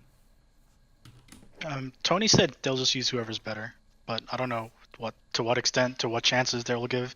If they need to see a stage game to confirm, I don't know what that means, but he just said they'll use whoever is better for the team. Jesus Christ. Well, there's any hope you had for TSM fans. If they knew what was fucking good for them, they'd send Grig to the fucking... In fact, I've made a new term for you. Are you ready? You know that famous term, Loco, glue factory, where you send an old horse when it's at the end of its life, you turn it into glue, because it's all it's good for at that point in time. I'm going to call Academy the glue factory, because that's where everyone used to just send golden glue when they were finished with him, off to there, because that's where he could go and turn into someone that's useful. So keep Grig in the fucking glue factory of Academy, which is like being in Bane's pit, because there's no one fucking watching you. No one gives a shit about that league. And just keep Acadian in. I'm with you on that one. I don't think Acadian's some super duper jungler, but he at least gives you a fucking fresh look that you haven't had in TSM before. So may as well go with that while the rest of the team's shit. What do you think of the team overall? TSM? Yeah. So, Broken Blade, I think Huni played a really disrespectful matchup, and he played the Victor Aatrox matchup wrong. I think he went Emax into AP Victor instead of Qmax into Iceborne. Yeah. Iceborne. But obviously the Emax does have payoff and dividends, if you can get away with it. But Huni played super disrespectful and got punished. Broken Blade camped the bush and killed him, one-shot him, and then Huni called for a 2. It's so clear that if you watch the game, Huni called for a 2v2. His lane's pushing out, his wave is pushing out, and he called for the 2v2. And they knew 2 people were going to be there, and then he kind of walked up into River before Leo was even there and just died. But Broken Blade is clearly good mechanically and good in lane, and especially good on carry champions. But with the lead that he had, he should have been able to take over the map and then eventually take over the game. Yeah. Also, I do think TSM, before Sven entered, they killed Tom Kench and Lee Sin was 1 health. I think if they peel back and either push the next mid wave or go for Baron, they're in a really good spot there. So I do think they had control of the game and was able to win. But he should have carried the game so much harder, in my opinion. But these are all things that I think are very coachable and teachable, like how to use turns, how to push and disappear when you're in a side lane, and kind of make sure that your team gets vision off of that. So if he can keep laning and he can keep getting consistent leads by himself, then I think TSM's in a good spot. One thing I will say is I don't know what really happened and the bot lane, but the Kai'Sa Ezreal matchup shouldn't be that vain. Mhm. And I don't know why Sven lost so hard, but that is kind of worrying because Sven is someone who obviously was super hyped before TSM and is such a good player, but he didn't have that great of a showing. And I do think Bjergsen is. I used to be a huge Bjergsen fan, and just hearing stories of him and his professionalism and his work ethic and how he approaches situations, like it's so respectable. But I do think his dominance in terms of like destroying people has kind of wandered off, and he's just someone who gets like consistent leads. So I don't know if they're going to be that dominant, but I do like what they have going for them as of now already. Like they have a top laner who can consistently get leads. They still have Bjergsen, they still have Sven, and then they have like a Cadian who I'm assuming Bjerg's gonna do like the Chauster double lift picture and control. And Cadian in skirmishes usually plays pretty well. So I think a lot of things to be hopeful about. Let's move on to next team. Who do you want to talk about? You guys can pick. Oh, I'll pick one of your favourites, say Loco, because you were making out like this team could do anything. No, it's better than that. CLG. Oh my god. This team is absolute trash. Like, put it this way, even the teams that looked trash make CLG look trash. That's how bad CLG is. Like, by the way, your boy Weldon Green, he better get all that fucking Cassiopeia juice he can while he's in NA, because it's over for him after this one, mate. This is the end for him. I mean, when I did an interview with Weldon, and I asked him a hard question, but I gave some of my opinion, but I wasn't like that harsh on it. Weldon's trying to make a 10-man roster system work where they shift players in and out. In theory, I think it's correct. And in theory, and what they're trying to do, I think it's fine. The thing I'm worried about, I do think it will eventually get to that point where teams don't scrim other teams and they scrim internally. Okay. They have their, I'm going to let you finish this point, but I've got something right after, so keep going. They have their own practice squad, and like having a multiple man roster is good. But I think that's so far apart. I don't think we have good enough players yet, and I don't think the culture's been set for it. What he's doing is right in theory, but it's just too early, and I don't think that's the best way to win, and I'm not sure if CLG is going to be happy with another season of disappointing results. Loco, my good friend, right? This is where we're all about to take a lesson in perspective, because you can see the same thing, but depending on what vantage point you're at, who you are at that time, you might see it differently, right? So anyone who's watched any of the shows might remember we did an episode about the LCK. And over in the LCK, the Korean League, there is a team called Jin Air. And Jin Air has a coach called... Oh, no, wait a second. It's not Jin Air. What fucking team is it? On Air. On Air's called? Yeah. Yeah. And used the exact same logic that he was taking a 10-man roster, and he railed about how he doesn't know what he's doing and how it's actually like so stubborn. It's totally the wrong approach. And his team's going to be fucking terrible. And they should have never gotten loads of OK players. They should have got some good players. That's what fucking CLG's done. When you put it that way, I do agree. It's kind of fucked up. I do agree, and I disagree with like the system in general, especially in the current climate of NA. So, and that's what I'm saying. Like, I don't think they should be going for that style, and I was really disappointed they didn't pick up another high fee solo laner, especially when they picked up a really high fee solo laner in Power Beeble. And I think they should be investing into Wiggly's development. I don't like them sharing spot with Moon and Wiggly. I think Wiggly is clearly the better candidate and the future for CLG, and I'd rather see them invest into Wiggly a lot more than invest into Moon. So but I have a lot of thoughts about this. Yeah, go on then. Yeah, so I mean, I think TL was one of the original people to try to do it with me and Loco actually working for them. And when Loco says stuff like this climate, I want to just kind of make sure that people know what he's talking about. Like, in North America, especially in Academy, people are spending less and less for Academy, and NA salaries are kind of stabilizing, but it's still way, way, way more than Academy salaries. And NA talent level, it's so hard to... I think teams did a really good job in, I think, trimming the fat and having like the best domestic players available, and then just rounding out with whatever imports you can get this year. I think a lot of the rosters made sense. Even like Loco talked about this multiple times throughout the offseason. But that being said, there isn't enough talent in North America. There isn't enough of a player base, in my opinion. And the way funds are distributed among most of the teams, except for maybe C9, for LCS players to get X amount and academy players to get Y amount for you to create a 10-man system that is actually viable for you to have very competitive academy players kind of being able to consistently threaten all 5 spots. I think there's 1 or 2 academy players per team that you could maybe challenge a spot for. But if you're already in that situation, then you're already kind of in a bad spot. Like, for example, if you look at the top 3 teams, like C9, TL, maybe like, I don't know if Clutch will be a top 3, top 4 team, but let's say Clutch is a top 5 team like Clutch. Like, there's no academy player on their roster. Maybe one like Cody Sun, or like, I don't know, TL has no one, obviously, that can actually realistically contend to replace someone on the main team roster. And if you want to compete to win a championship in North America, you need to have 5 players like that, that for sure are solid and will be playoff level players. And it's like Loco said, CLG would have been in a much better spot if they got another solo laner import and they focused on Wiggly, who's yet unproven. Galen has kind of been around this. Like, Galen's a good friend of mine, and I've worked with Galen like on 2 different teams, 2 different occasions. But he's kind of like a known commodity, and you kind of know what you're going to get from him. And Wiggly is someone who maybe could become something, So I completely agree with what Loco's saying. You gotta all in on a fucking strategy, and you gotta all in on a roster. Yeah, and you can't be doing this willy nilly. Like, it's NA just cannot do this with the talent they have, the player base. I think the player base is like 3 times less.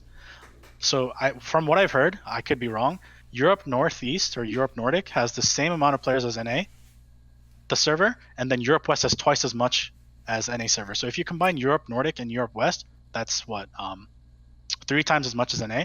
And that's why all these rookies are coming up, and that's why there's national leagues. So a lot of the challenger players are in national league teams, so they're learning basics of League of Legends, basics of team game, and they're applying it to solo queue, and they're kind of like snowballs and it's also weeding out like the shitty players, like the challenger players that are ready to go pro. They go to Master League, they go to national leagues, and they get their fucking asses kicked, and they either learn, oh, I need to be this fucking good to actually go pro, or they fucking quit. So even the top of national and Master Leagues are already like decent and good. For North America to catch up and for it to be good, like the high school leagues that are starting up, collegiate leagues, like that's where North America is going to like draw its talent into academies.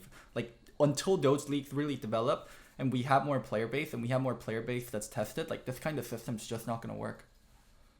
Yeah, I think it's way too optimistic. Do you see like Tuesday, Fallen Bandit, Moon, they're never going to replace their bot lane with whoever they have. The only person, Auto and Colin. Yeah, is Fallen Bandit, maybe replacing Darshan. Other than that, I think CLG just yeah, but they have an import slot. They have an import slot, and use the import slot and try to compete. Or if you think even with another solo laner you couldn't like Flame or whatever, you couldn't compete, then you're just not going to have a good year again, over and over again. And CLG's, like, the name of CLG is supposed to be competing for titles. It's supposed to be making playoffs consistently, and they missed playoffs both splits last year, and they're just in a dire situation, and I don't know what they can do. I think this year is really important for CLG, and unlike Doran, as a friend of Walden, I think this year is really important for Walden. I really hope they get their shit together, and I think them getting their shit together is after spring, sticking with Wiggly and picking up an import top laner. I'd like to throw a caveat out there. I do know that they had visa issues with Irene or Irian. I don't know how to say his name, but their strategic coach who worked for Supermassive last year and who worked with Snowflower, and I respect Snowflower a lot in his knowledge. So maybe he can, maybe he'll be like, these are the 5 players I'm working with, and we're gonna do this, and maybe he'll kind of shape what CLG's strategical direction is.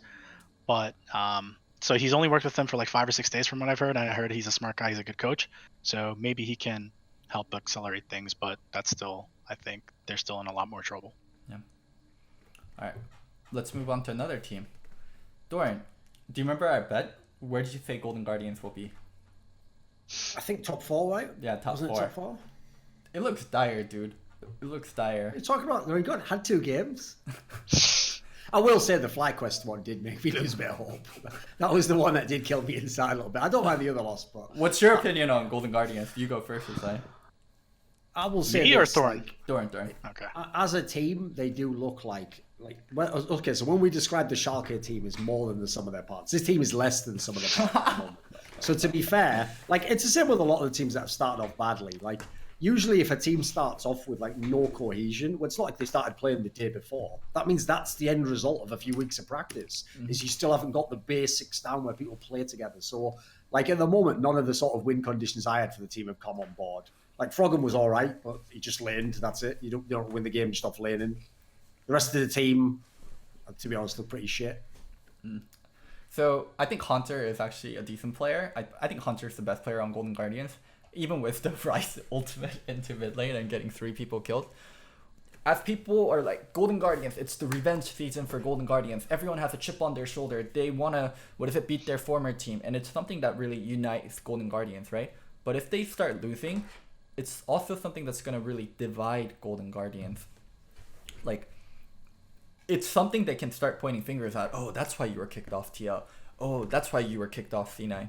Oh, that's why you were kicked off TSM. Oh, that's why no one picked you up, Froggen. Like, while it's like a uniting factor, and if they win, like they can snowball after that. Like, no one valued us when we were this good. Like, we all have something to prove. It's also like they're gonna fucking blame the shit out of each other, and they'll start spiraling if this team loses.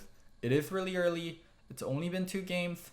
Some people are saying picking up Froggen was a trap. Some people are saying Ole's bad. I think it's way too early to make judgments, but I think this team, more so than other teams, if they start losing, this is a team that can really fall apart. I haven't given up on him yet. Like, I'm not reneging that bet, but put it this way, like, unless that bot lane gets a lot better soon, like, that was one of my main conditions. I hoped, like, Ole would make definitely one of the best ADCs. Not, like, the best, but all he had to do was be, like, mid-table. That would have been enough. Yeah. Maybe it was just, like, a weekend or something. But here's also another thing. So the 2 people that are no longer on TL, Pobelter and Ole, Doublelift is still following Pobelter, but Doublelift is unfollowing Ole. And a lot of people told me it's because Pobelter was a decent player and Ole wasn't. Is this even real life? You mean on Twitter? Yeah, I mean on Twitter.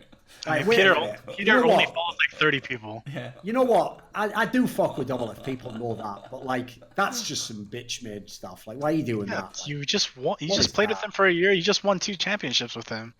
Just wait, wait a few weeks and unfollow him. Don't just do it immediately. Like, who's Double if like the fucking guy where it's like the second you have the fight with the girlfriend, she just throws all your shit out the window. I don't want to be fucking TMZ and be like, holy shit, someone unfollowed someone, but it was something people were saying a lot, that Doublelift is still following Pobelter, but he's unfollowing Ole. I was like, is this real life? Is this what we're going to talk about? But it is somewhat relevant, I guess. That's because in his mind, Pobelter was like a fucking faithful sidekick, just doing whatever he needed, and then giving Doublelift the chance to win. Ole was the guy fucking locking the jail cell, and Doublelift's like, what the hell? I'm inside here, help! But no, I have to get out there, Worlds today. And he's like, not today. Oh, by the way, I'm just benching myself. Just going to the guards chamber. Like, fuck Ole when he was on Team Liquid. I think he's a very good player. He's got such an upside, but like, what a bad mentality he has as a player. I think Ole is very one-dimensional. I think Ole's good at what Ole's good at, and I think Ole's bad at what he's bad at. And those players can be a trap a lot of times. Problem is, you know, everyone uses that term like mental boom, and because it became a meme, people have like overused it way too much. In the same way as every player who accidentally dies is like inting, like, well, obviously not, it's just exaggeration, right? Ole is a player who deserves that term, like mental boom. Like, this guy just completely loses it in the middle of games. If he does it, it's just over. He's gonna die so many stupid times in this game. Like, somehow he doesn't recover, which is bizarre because that's actually not very Korean. Like, that's kind of a bizarre personality to have. Like, that sort of player wouldn't make it to the top level. So let me jump in on the GGS stuff because I think it's pretty interesting. For GGS, from what I've heard, obviously, sometimes you're going to hear things that contradict each other, but I've heard from everyone but a single team that GGS is actually doing really well in scrims, and that definitely Ole are performing well, and definitely, you know, he was kind of a KDA player last year, is actually playing really aggressive, and he is like having confidence with Ole. Like, Ole, I even talked to Ole right after his games, and he was like, I was really nervous. I couldn't focus at all. It's like the first time I felt this way. I was super nervous. I don't know why. Like, words weren't coming out of my mouth. And then, like he said, it was just an off week. And if he plays well, the team will be good. Kind of like what you were alluding to, Thorin, like you were worried about their bot lane. But I do think, I don't know, I was just a little worried because I do think their drafts were kind of iffy. I do think control mages or mages with Klepto are good against tanks, and NA's playing a lot of Scion, and Europe plays a lot of like Swain, Ryze to like really punish the Scion top. Mhm. But so I did think their drafts were a little weird, even though they did play mages top, like I said. But the big thing was after they made that Ryze ult into the middle of mid lane against the Leona, I saw Hunter laughing after that play. So that was kind of like, I mean, I could be taking way too much from this and it could mean nothing, but it was like you guys just hard inted, and like it was the dumbest play I've ever seen, and it was like ha ha ha. It's like a nervous laugh. It's like a nervous laugh.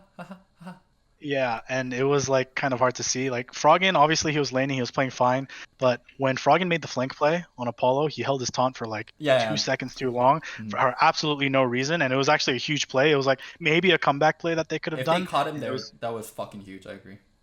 And when you have Rakan Galio, you can always like get an engage and maybe come back. So that was kind of big, but like small stuff like that is whatever, especially in NA. But I do want to see how Inero kind of handles this, because he's someone that a lot of people do respect, and especially the fans. But I just kind of want to see it, because I do think a lot of Golden Guardians is going to be on coaching, and see how he kind of approaches these players and kind of pushes them, because they do have the talent, like you said, individual level. They do have some sort of talent, but it just seems like they're really off sync mid game, and let's see if they can get that together. Do you think they'll finish top 4? No. We'll see. We'll see. Oh, I mean, don't know why you're laughing, mate. Me making a bold bet about fucking Golden Guardians is better than your 100 Thieves call, homie. That train's going nowhere fast. All that needs to be said is fucking Clutch Gaming picked up a bunch of players no one wants, and they're better. Like, enough said. Yeah. Enough said. Right, now what about the FlyQuest team then? Because here's the thing. The reason why I want to talk about this team is because normally you would expect this would be a team we'd ignore, because you look at the roster, you think that's not that crazy a lineup. You know, they don't have any big names really, except for like traditional NALCS players. There's no big like superstar name there. But obviously they mad overperformed in the first week. So is this team legit, David? FlyQuest, what do you think? I think from what I heard, everyone's telling me that FlyQuest is actually doing pretty well in scrims. Yeah. And so from what I heard, especially in spring, a lot of games are chaotic and people don't really know how to play the team game that well. And they're just a team that has a lot of veterans and they just play pretty standard early. And I do think that Gabriel and Cop, the coaches of FlyQuest, kind of figured out the strengths of the team and drafted pretty well for them this week. Like Pobelter was on Engage, Control Mage mid, like Lissandra. And, I do think Centauran was activated, and 9.5 AB. They're just a team that kind of figured out their identity early, and they're playing pretty well. They also versed an Inting Golden Guardians, and I don't know who they beat. Optic, an Academy team. Yeah. So, I mean, they beat an Academy team and a team that's Inting on stage, so it's hard to say, but I do think things look good for them if they can keep up. I mean, this is kind of like how Clutch played, you know? Like, we figured out our identity, we didn't make game-losing mistakes, and we just Fortnite won against the bad teams. Yeah. And of course, Fortnite hadn't become a sensation. Yeah, Fortnite hadn't come up. Spellbreak, that's the new battle royale that's really hot. Let's hope none of the NA players pick it up. For FlyQuest, I think they got a lot of early starter buff where they started early, they don't have problem childs on the team, and they're very like functional and play together. Pobelter and Centauran, if you asked the fans and told them to place Pobelter and Centauran, I think a lot of them would place them in the bottom half for junglers and mid lane, where if you asked people in the scene, they would place them in the top half. So I think this was a team that was very easy to underrate, myself included. I underrated FlyQuest. I'm sorry, Nick Fan, you can stop DMing me now about how. To be fair, like you couldn't know how good the Viper guy would be. You could have expected he would fail in the LCS. Like, it's not like the bot lane on paper looks that insane. I don't think it's unfair to expect this to be a mid to bottom of part of the table team. Yeah, I still think they probably will be. We'll see. What did you have FlyQuest at? 8 or 9. Yeah, I had them at 7, and it was like. Did I have 9? If you perform, I think 9 below Echo Fox. If they get 5th, then it's not like outside the realm of possibility from 7th. Here's the other thing as well, David. If we're going to use the context like we used before with Cloud9 of like, well, maybe this was like a cheaper deal, you know, and they didn't want to spend a lot to try and risk winning the league if they're not going to win it. Put it this way, if this team finishes like 5th place, they've probably fucking spent about the least you could spend to get that. Looks like they've done a great job if you consider the resources they've got in their team and the players they picked up, mainly people who weren't wanted elsewhere. They've, as you say, they made like an underrated lineup work. That would actually be a good result for them. I would say fair play if they managed that. Yeah.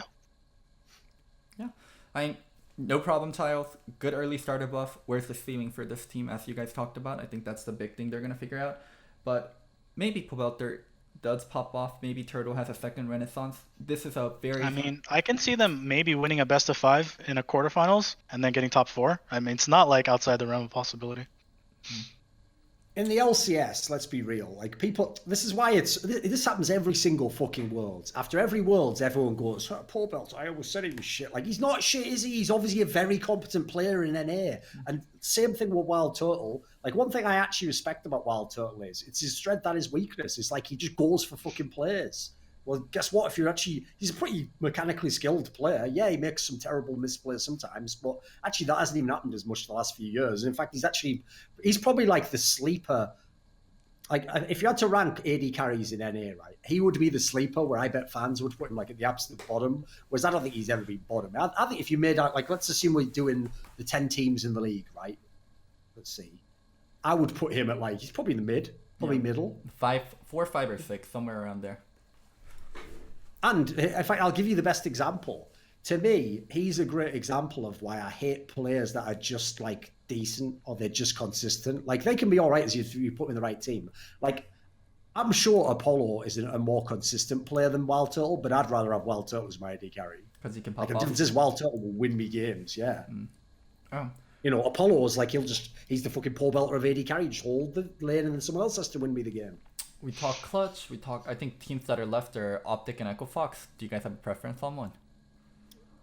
I think surely we've got to go with Optic after all that fucking crazy shit. What do you think? I think... Sure.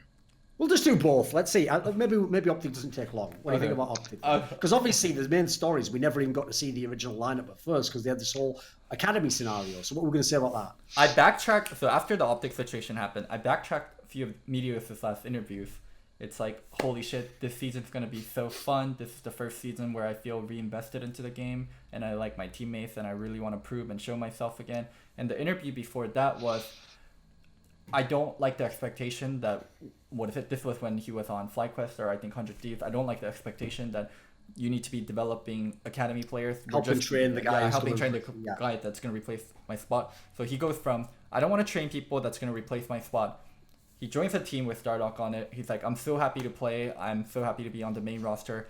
His team tweets 2 days before the day of LCS. This is our starting roster. On the night of, before LCS, his nightmare happens. We're going to play Dardoch. Oh my fucking god, dude. So he thought he was coming to... God, dude. He thought he was coming to be one of the fucking stars of the show. You know, like, I'm back in the LCS, I'm on the big time. And when he came into the room where he was told, like, yeah, go over there, like, your room's in the corner. He comes into the room and he just hears someone go, like, hello, Will, what are your problems? It was fucking Professor Xavier because he's back at the academy, isn't he, for fucking talented mutants. Like, this boy's back in academy. It's done for you, son. My boy Dardoch already leapfrogged you. Dude, like, his mental must be so shitty right now. I interviewed Zabutin, and Zabutin said he's handling Meteos. Meteos is disappointed. If Meteos didn't show it, like, just internally, oh my god, he must be so upset. Due to, like, just follow the course of events that happen. I hate being benched. I hate developing academy players. I'm so excited to play for this split. I'm going to start. We announced that on the 24th that I am starting. There was no talks about Dardoch starting. The night before it happens. Like, Jesus Christ. I feel for Meteos a lot in that situation. It's just a really shitty situation to be in. But speaking of, from what I understood of it, I have no inside information on this. Like, I didn't ask Dardoch or anything. Wasn't it just Arrow couldn't play yet because his visa, so they played Asta. Asta's more comfortable with Gate, and Gate support jungle synergy is kind of important. And Gate's more comfortable with Dardoch, and then they just put in the top lane. Yeah, because they played with him for a long time. They played with, and then obviously they're playing Crown because Crown is the best player in the world, and that's I think that's what Wait their a reasoning minute. was. It cut out when you said that there. Crown is what? Did you say the best player in the team? Yeah, is he not the best player in the org? I mean, it's a pretty shit org, so I mean, you might I, be I, right. I, the form that Crown showed was incredibly good. Yeah, so I was really impressed. So Crown's like storyline or what people were saying of him was he came to NA, he came to Optic to kind of like relax, take a vacation, Get money, yeah. get all that. money, just have a comfortable life because in Korea you have to practice out of your mind and scrim till like 2, 3 a.m. But if you watch the game, he looked like he was tryharding for his life. He's roaming bot, he's TPing top when his top laner messes up, and he's like covering lanes. He's like he's calling, he's talking a lot. He's going for engages. He's playing Zoe really well. He's playing Lissandra really well. You can tell he's like tryharding for his life. He's like covering Darshan when top lane was a little bit behind and killing Akali, making plays on him. You could clearly tell he was really engaged in trying to win. I don't know if that'll continue if like the organization makes a lot of mistakes and like it deteriorates, practice deteriorates, but you could tell he really wanted to win and he was really playing well. One thing that Dardoch said after the game when I was talking to him in the media room, he said, it's like Crown has 9,000 IQ. He doesn't communicate with us very well, but he knows where to be and he's doing the right things. It's like playing with someone that's just always in the right spot without you telling them where to be. Yeah. That was always my joke. That's exactly the kind of teammate you want for Dardoch. Someone who just can't understand the same language as him. And he just goes, wow, I love this Dardoch guy. He's a brilliant jungler. And you know what? He seems to be fine with how I'm playing. So, great teammate. Asta was also impressive. Their AD carry. It seemed like he played really nervous at the start where he got chunked out on Israel versus Zaya Rakan. And after that, he really picked it up and he had a decent showing in the weekend. Yeah, the Ezreal game, he played really well. The server game, I think, honestly, it was Josh. It was probably Josh being Josh. Josh is really good at a lot of things, but I think he starts a lot of fights that you shouldn't start, and you could tell like when they're chasing and in the game, yeah. when they're chasing past a whole lane and getting to from their line bush in mid all the way to basically in front of their inhibitor to try to get someone, and your AD carry can't even follow up. You know that's like just not the way to play League of Legends. It's so funny because every European I talked to when I was talking about my last season in NA and in like the interview format said, yeah, NA macros NA Ram or ARAMs basically, and everyone just goes mid and fights. And I was like, no, I think there's like side lane play, and I think like this is what I was trying to teach, and this is kind of what I was seeing in scrims. Well, then just watching from like outside of the league, it's like, yeah, the TLC and 9 game, there was 10-man bot. Like these games, like they're chasing from mid line. They're not pushing the side waves and then forcing them to come into Baron. Like very common things that Dardoch's been taught since like Loco was his coach. And they're just chasing through a whole lane and trying to engage and then just insta losing the game. But Asta did perform pretty well. Server game was kind of whatever. He didn't team fit that well, but he laned pretty well. And Ezreal game, he played really well. I was very surprised. Loco, here is the obvious question we have to ask, though. It's the same question as with Acadian and Greg, right? Is if they only did that whole lineup because they had the visa situation, then surely now, when they can, they'll put their original lineup in. So this is all moot. This one's a little different. Where you don't think so? No. So, well, I'm gonna kind of compare it to like Acadian situation and also CLG situation. Comparing it to CLG situation, your starters that are gone, Meteos and Arrow, they're older and they probably cost you more money, so they have less long-term value and they should be having more short-term value, right? But Dardoch and Asta are both good enough to play, are both NA and both cheaper, so they have better long-term value and better short-term value. And you thought it was going to be a rebuilding, like kill yourself here because Crown wasn't going to get along. It seems like Crown's enjoying NA. I feel like Optic kind of has to make a stance after a week. Maybe they keep in Dardoch and Asta for one more week. And if they do perform, then they just have to be like, okay, this is going to be our roster. Sorry, Meteos. Sorry, Arrow. That will be the maddest cock block of all time on Arrow, though, because what they literally said on a past episode was that they had originally planned like not to pick up Arrow, and then who they wanted wasn't available, and so they got Arrow instead. Like, and then they get him, and they go, "Oh yeah, by the way, actually, you're not playing." So, like, he's just like, "What do you want from me? Let me go!" Like, dude, it's such Jesus a difficult Christ. position to be as a coach. The players made a commitment to playing on your team. And you made a commitment to the players. Hey, you guys are going to be the starter. And then situationally, Asta's fucking good. and we put in Dardoch and the team's working out. So the best thing for the team and what your job entails is to play Asta and Dardoch, but you made commitments to Arrow and Meteos, and they made commitments to you to join the org. So you're like, I kind of have to go back on my word to do what's best for the team. It's a super awkward position to be in as a coach. Right, let's talk about the last team then, which is Echo Fox. So obviously Loco's boy Phoenix still somehow gets jobs. I mean, fair play. I mean, if you can't make it as a fucking top League of Legends player, make it as a thief. Just steal checks. Just take up a spot, you know, do what you need to. Players here, whenever it's available. Come on. What do you think about Echo Fox? David, you can go first. Right, this is with the caveat that David Lim did actually think that Solo was like a competent League of Legends player. So, in light of that, Your Honor, the witness will speak. Echo Fox has 3 of my former players, and I think that they have Phoenix and Rush, and Phoenix is, despite what Thorn has been saying, Phoenix lanes pretty well in North America, team fights pretty well. He's had pretty good stats. And Rush is, I don't know how good Rush is, to be honest. He played 2 Hard to Karthus tell games. from those games. He played 2 Karthus games. He got destroyed in one, and then he kind of farmed up a storm and contracts hard into his pathing on the other. And I know Apollo Hako, they're just going to be a consistent laning bot lane. They don't need that many resources, but if given, then they'll usually make the right play. And Apollo's really vocal, and Nick tries to be a playmaker and sometimes does really well, and sometimes solo carries games, and sometimes doesn't do so well. And then Solo is he's had decent stats on certain champions. He likes resources, but I don't think uses them very well, and he overplays his hand a lot. But they're just Echo Fox. It's pretty meh, in my opinion. I think, I don't think maybe they'll get 10th, maybe they won't, but this team isn't making first, this team isn't making playoffs. Does this team even have long-term pieces that they want to keep around in 2 to 3 years? Who are players on this team that they want to keep for 2 to 3 years? Maybe Apollo, maybe Hako. Yeah, maybe Song. Like, this is like a bypassing phase for Echo Fox. Like, they're not really developing players. They're not really contending. They got players that are better than academy players, but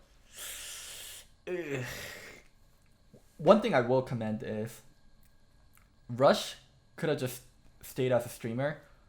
Rush could have just cashed in, but he did want to compete and he did want to come to North America. It's kind of unfortunate that the situation is this. I don't. The thing is though, like, let's be real. Like, as much as people might want to talk about, like, it's not like the jungle position in NA is like crazy stacked. There's some good players, but there's also some okay junglers. Like, I could imagine a world in which Rush can get his form together and become one of the better junglers in the league. And if he does, there's a win condition. There's a playmaker. The team is just too. I don't know who he's going to carry. Like as you said, like the fucking one of the best parts about the team is the bot lane, which is famous for just being stable. Phoenix is Phoenix. He's in known quantity, and Solo's fucking trash. I don't know why he's still in the league. So what's Rush supposed to do? They can't carry from top. They can't carry from bot. Mid is so unstable. Mid can carry, but mid is unstable. Even if Rush is the best jungler in the league, I don't think it'd be possible for Rush to carry this team to playoffs. So super awkward situation for Rush and a super awkward situation for Echo Fox. A lot of people are asking about Lourlo. There's a lot of Lourlo fans in the chat. If you put in Lourlo, does it upgrade the team? Does it downgrade the team? I mean, in certain ways, it makes the team a little bit better. Lourlo's better than Solo on carry champions, and I think Solo's better than Lourlo on tank champions, but it doesn't really change the outcome of the team. And I'd rather see this team be stable. If you're going to start with Solo, end with Solo. If you're going to start with Lourlo, end with Lourlo. This is just a very meh team for me. And David, you worked with both Solo and Lourlo, and you worked with everyone. Like, any other final thoughts? Yeah, you notice he's just conveniently barely ever talked about Solo in this episode. I don't know what it is, you know. Yeah, like the fucking movie Solo. Wish we'd never seen it. Wish it didn't exist. It's just... Yeah. Who hurt you? Who hurt you, David? Was it Solo? I don't know. No, I think it's if you do a lot of talk shows and you talk publicly and you work with players, or you still have planned to work with players in the future. I think the stance you take is if you don't have anything good to say, Right. I don't see. say anything at all. And I think that's what David's Prob- doing. the problem is David taught Solo everything he knows about League of Legends, so it's just an embarrassing situation for everyone. No, whatever. We're finished with this section. Is that like a viewer question or something for the end, Loco? Sure, I mean we can take a few viewer questions. What do you think about NALCS this year overall as the league, like second year of franchising, like some of the moves that teams have made? I think, like I said earlier, the rosters, so many of NA's talents are known quantities that I do think the rosters were pretty well thought out in terms of what they're willing to spend and what they can actually get. Like, they got whoever kind of got trickled down got the next best person that they probably could get, and then just kind of rounded it out, and in a way that made sense. The issues with IC with NA is TL is going to be a dominant team, and I don't know how much better they can get scrimming North American teams. And if they're going to play this no risk style, and there's all the reason for them to continue playing no risk, then I think they'll be too inflexible by Worlds, which happened to them last year as well. Mhm. Maybe with Jensen things will be different, but I just think NA North America they need more domestic talent to kind of compete with TL. So I don't know how that can be done. I do think I understand why TSM from a business standpoint and just from kind of moving on replaced Hanser, but I do think if you have like two domestic talents that are top that can compete with the imports in Bjergsen and Hanser, then you round that out as best you can, because domestic talent is the most important commodity in building a roster in North America.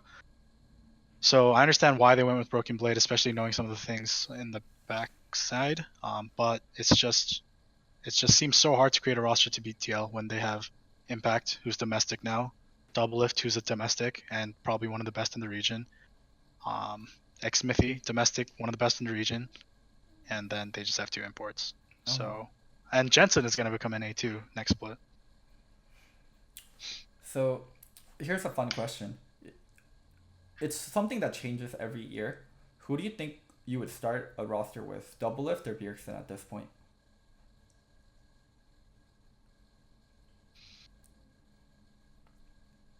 Hello? Are we frozen? He's just thinking. Well, I'm thinking. He's thinking. It's all right. He's just thinking.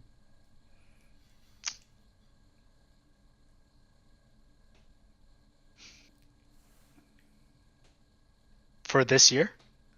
For 2019, if you're starting 2019. I think Bjergsen still. Wow, really? Yeah.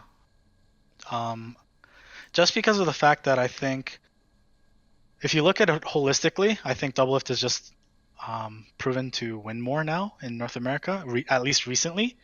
But I do think it's harder to get a top tier mid to come out of Korea, to come out of Europe, to join. But there are some domestic AD carries that are like good enough. I do think Piglet's stock, especially before the year started, is pretty low. There's people like Apollo. There's people who can Sneaky's probably never leaving C9 if I was starting an org. But there are 80 carries that are comparable or can compete with Doublelift, leaving top regions like Bang and Sven, players of this nature. But there's no mid laners that are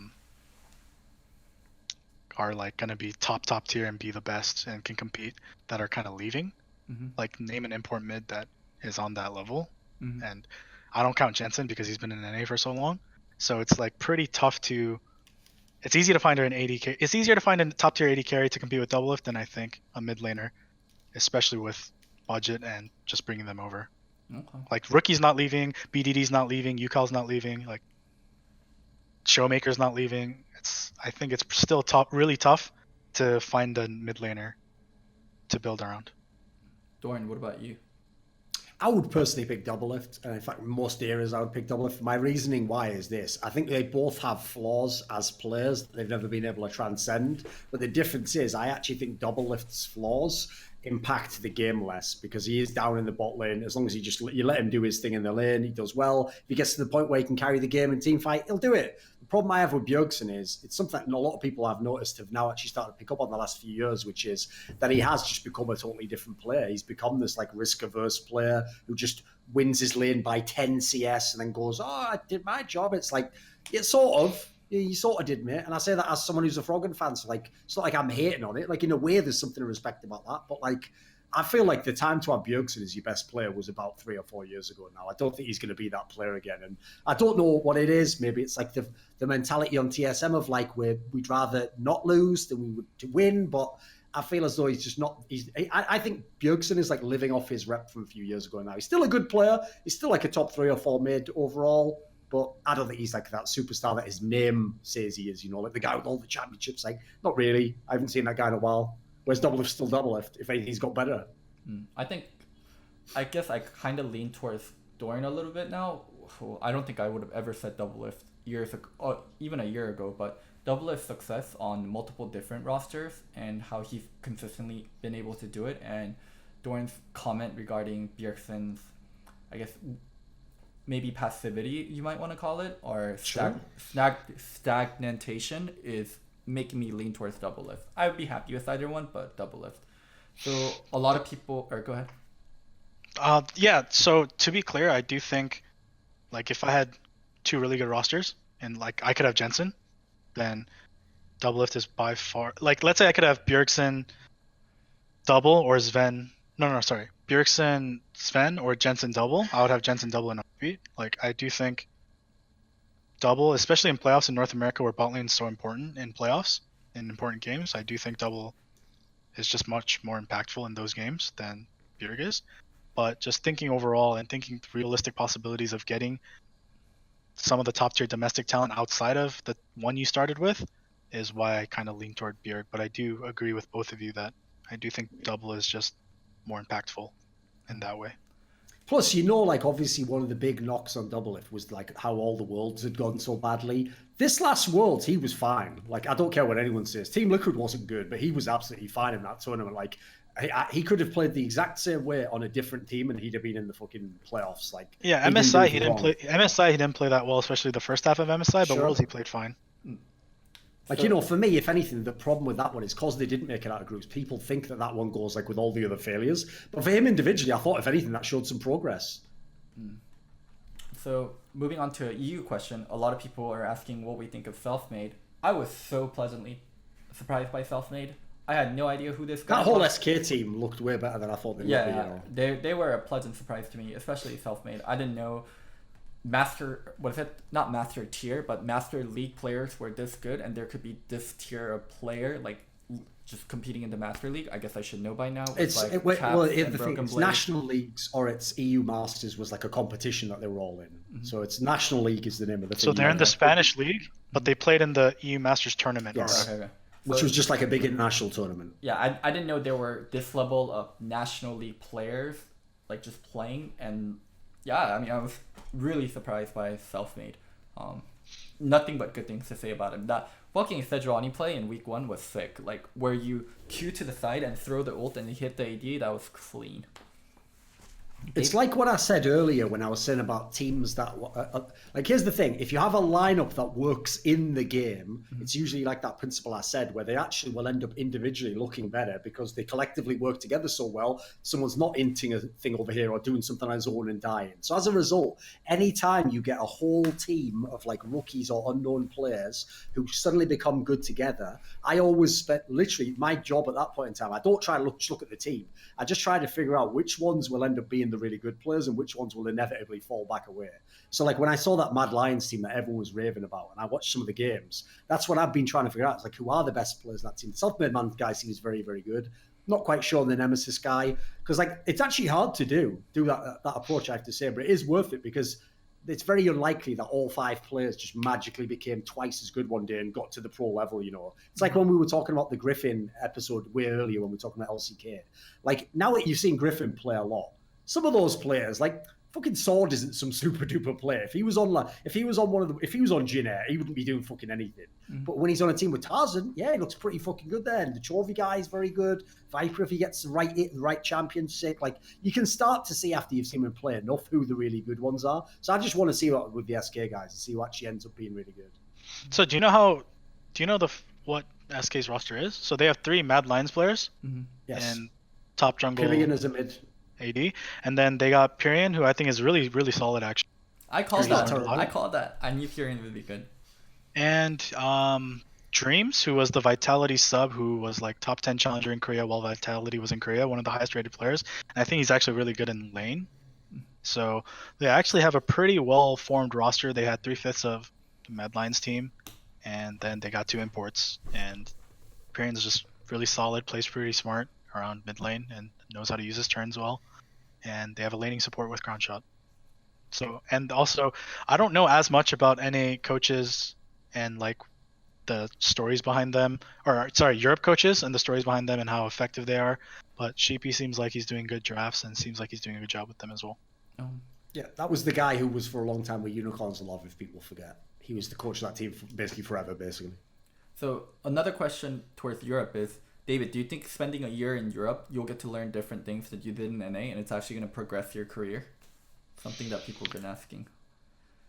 So for me, I don't know if it's more of spending a year in Europe, but just working with different people. So since I've been a head coach for 2 years ish, with like one split where Kane was head coach, I kind of developed what my philosophies and how I wanted to run a team. But now that I'm an assistant coach and I'm working with Dylan, who just went to the World Finals, there's a lot of things that that you just have blind spots on that you just pick up from just working with someone else who's had a head coach capacity. So just working with Dylan, he chose me, and he really wanted me, especially when they got Ignar. Ignar's English is perfectly fine, but just always having someone who's bilingual is always going to help out. And he knows that my specialty is bot lane, and he says that's one of his weaknesses. Like Dylan's really good at jungle pathing. He's really good at he's very meticulous about planning and how he wants to do drafts and how he wants to do first clear. And I think we really match up well with each other. So kind of like learning about how he approaches morning meetings, how he wants to do draft prep. It's just gives me another thing to think about, adds perspective to how I want to work when I go back to being a head coach or leading my own team. Okay. So I think just working with other people will naturally get me to do that, but I don't know if that's Europe specific. Obviously the player and the culture is different, but maybe if I worked with a different head coach in North America as well, then I would learn some things or pick up things or drop things that I do or don't like. Okay. Final question, both Dorian and David can answer. How do you guys think Dardoch would have done if he went to Europe? Because that was like a, roster rumor that was happening a lot, Dardoch going to Europe. And if he, from my gist, from understanding what we talked about in this episode, it seems like Dardoch's personality and how Dardoch conducts himself would actually be way more well received in Europe, and he can show off his talents a lot more. What do you think, Thorin? Yeah, basically, that's the main reason I actually think it could work. Is I don't think people in Europe would give a fuck about the idea he's toxic. They'd be like, "Who cares?" Like that, the coach might care about that. The players won't. Like if people flame you, well, you flame them back. It's what we can do in the game. So I actually think in Europe he would be very well respected for his skill level. That's another thing in Europe, because in the past at least teams have been a lot more about like obviously coaching has become more and more prominent, but because there was less infrastructure, a lot more how teams played, etc., was decided by the players. Like the players kind of run the teams there, the star players especially. And so I think actually star players tend to respect people. It's because they're so young as well, just based on how good you are at the game. So if you're a fucking sick player at your role, they'll give you respect where, you know, otherwise we might respect a veteran player more or something. So I think Dardoch would have had a very good chance of being a very good player in Europe. I think people would like to play with it. So I think Josh played pretty well last year, and he's just a pretty good player. For his attitude and his personality, I think it's inarguable that it'd be better received in Europe than it would be in North America. but to be honest, he didn't play that well in the 2 Optic games, in my opinion. I think Crown played really well, Asta played really well, and he overplayed a lot of engages. So if he's still at the Dardoch level and if he's still good, then he would have been good. And I think the attitude stuff would have mattered less. But if he's just not good anymore, then it doesn't matter where he is, right? So for Dardoch not playing well this weekend, what so Dardoch wasn't planning on playing, and in the Optic Academy draft, they were banning Camille on both blue and red side because that was their game plan. And then when he had to step on stage, it was like, holy fuck, we're red side and we're not gonna be we can't give them Aatrox, so we can't ban Camille.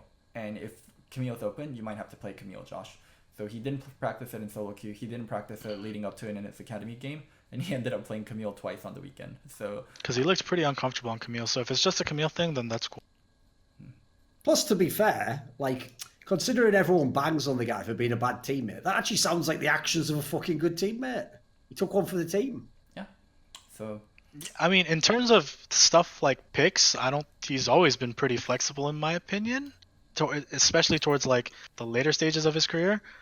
I think it's just more of like when his bad phases were just more of like when he's kind of mad or tilted and he's letting his frustrations kind of come out to voice. okay. I think that's gonna be the end of the show. Dorian, any final words?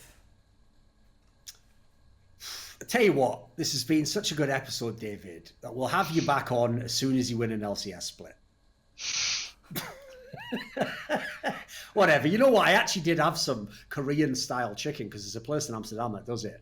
So I actually thought, that I'd be too full to want to eat 2 more fucking roasted Korean chickens. But in the end, I had enough room in the old gut to go anyway. So there we go. David, any final words?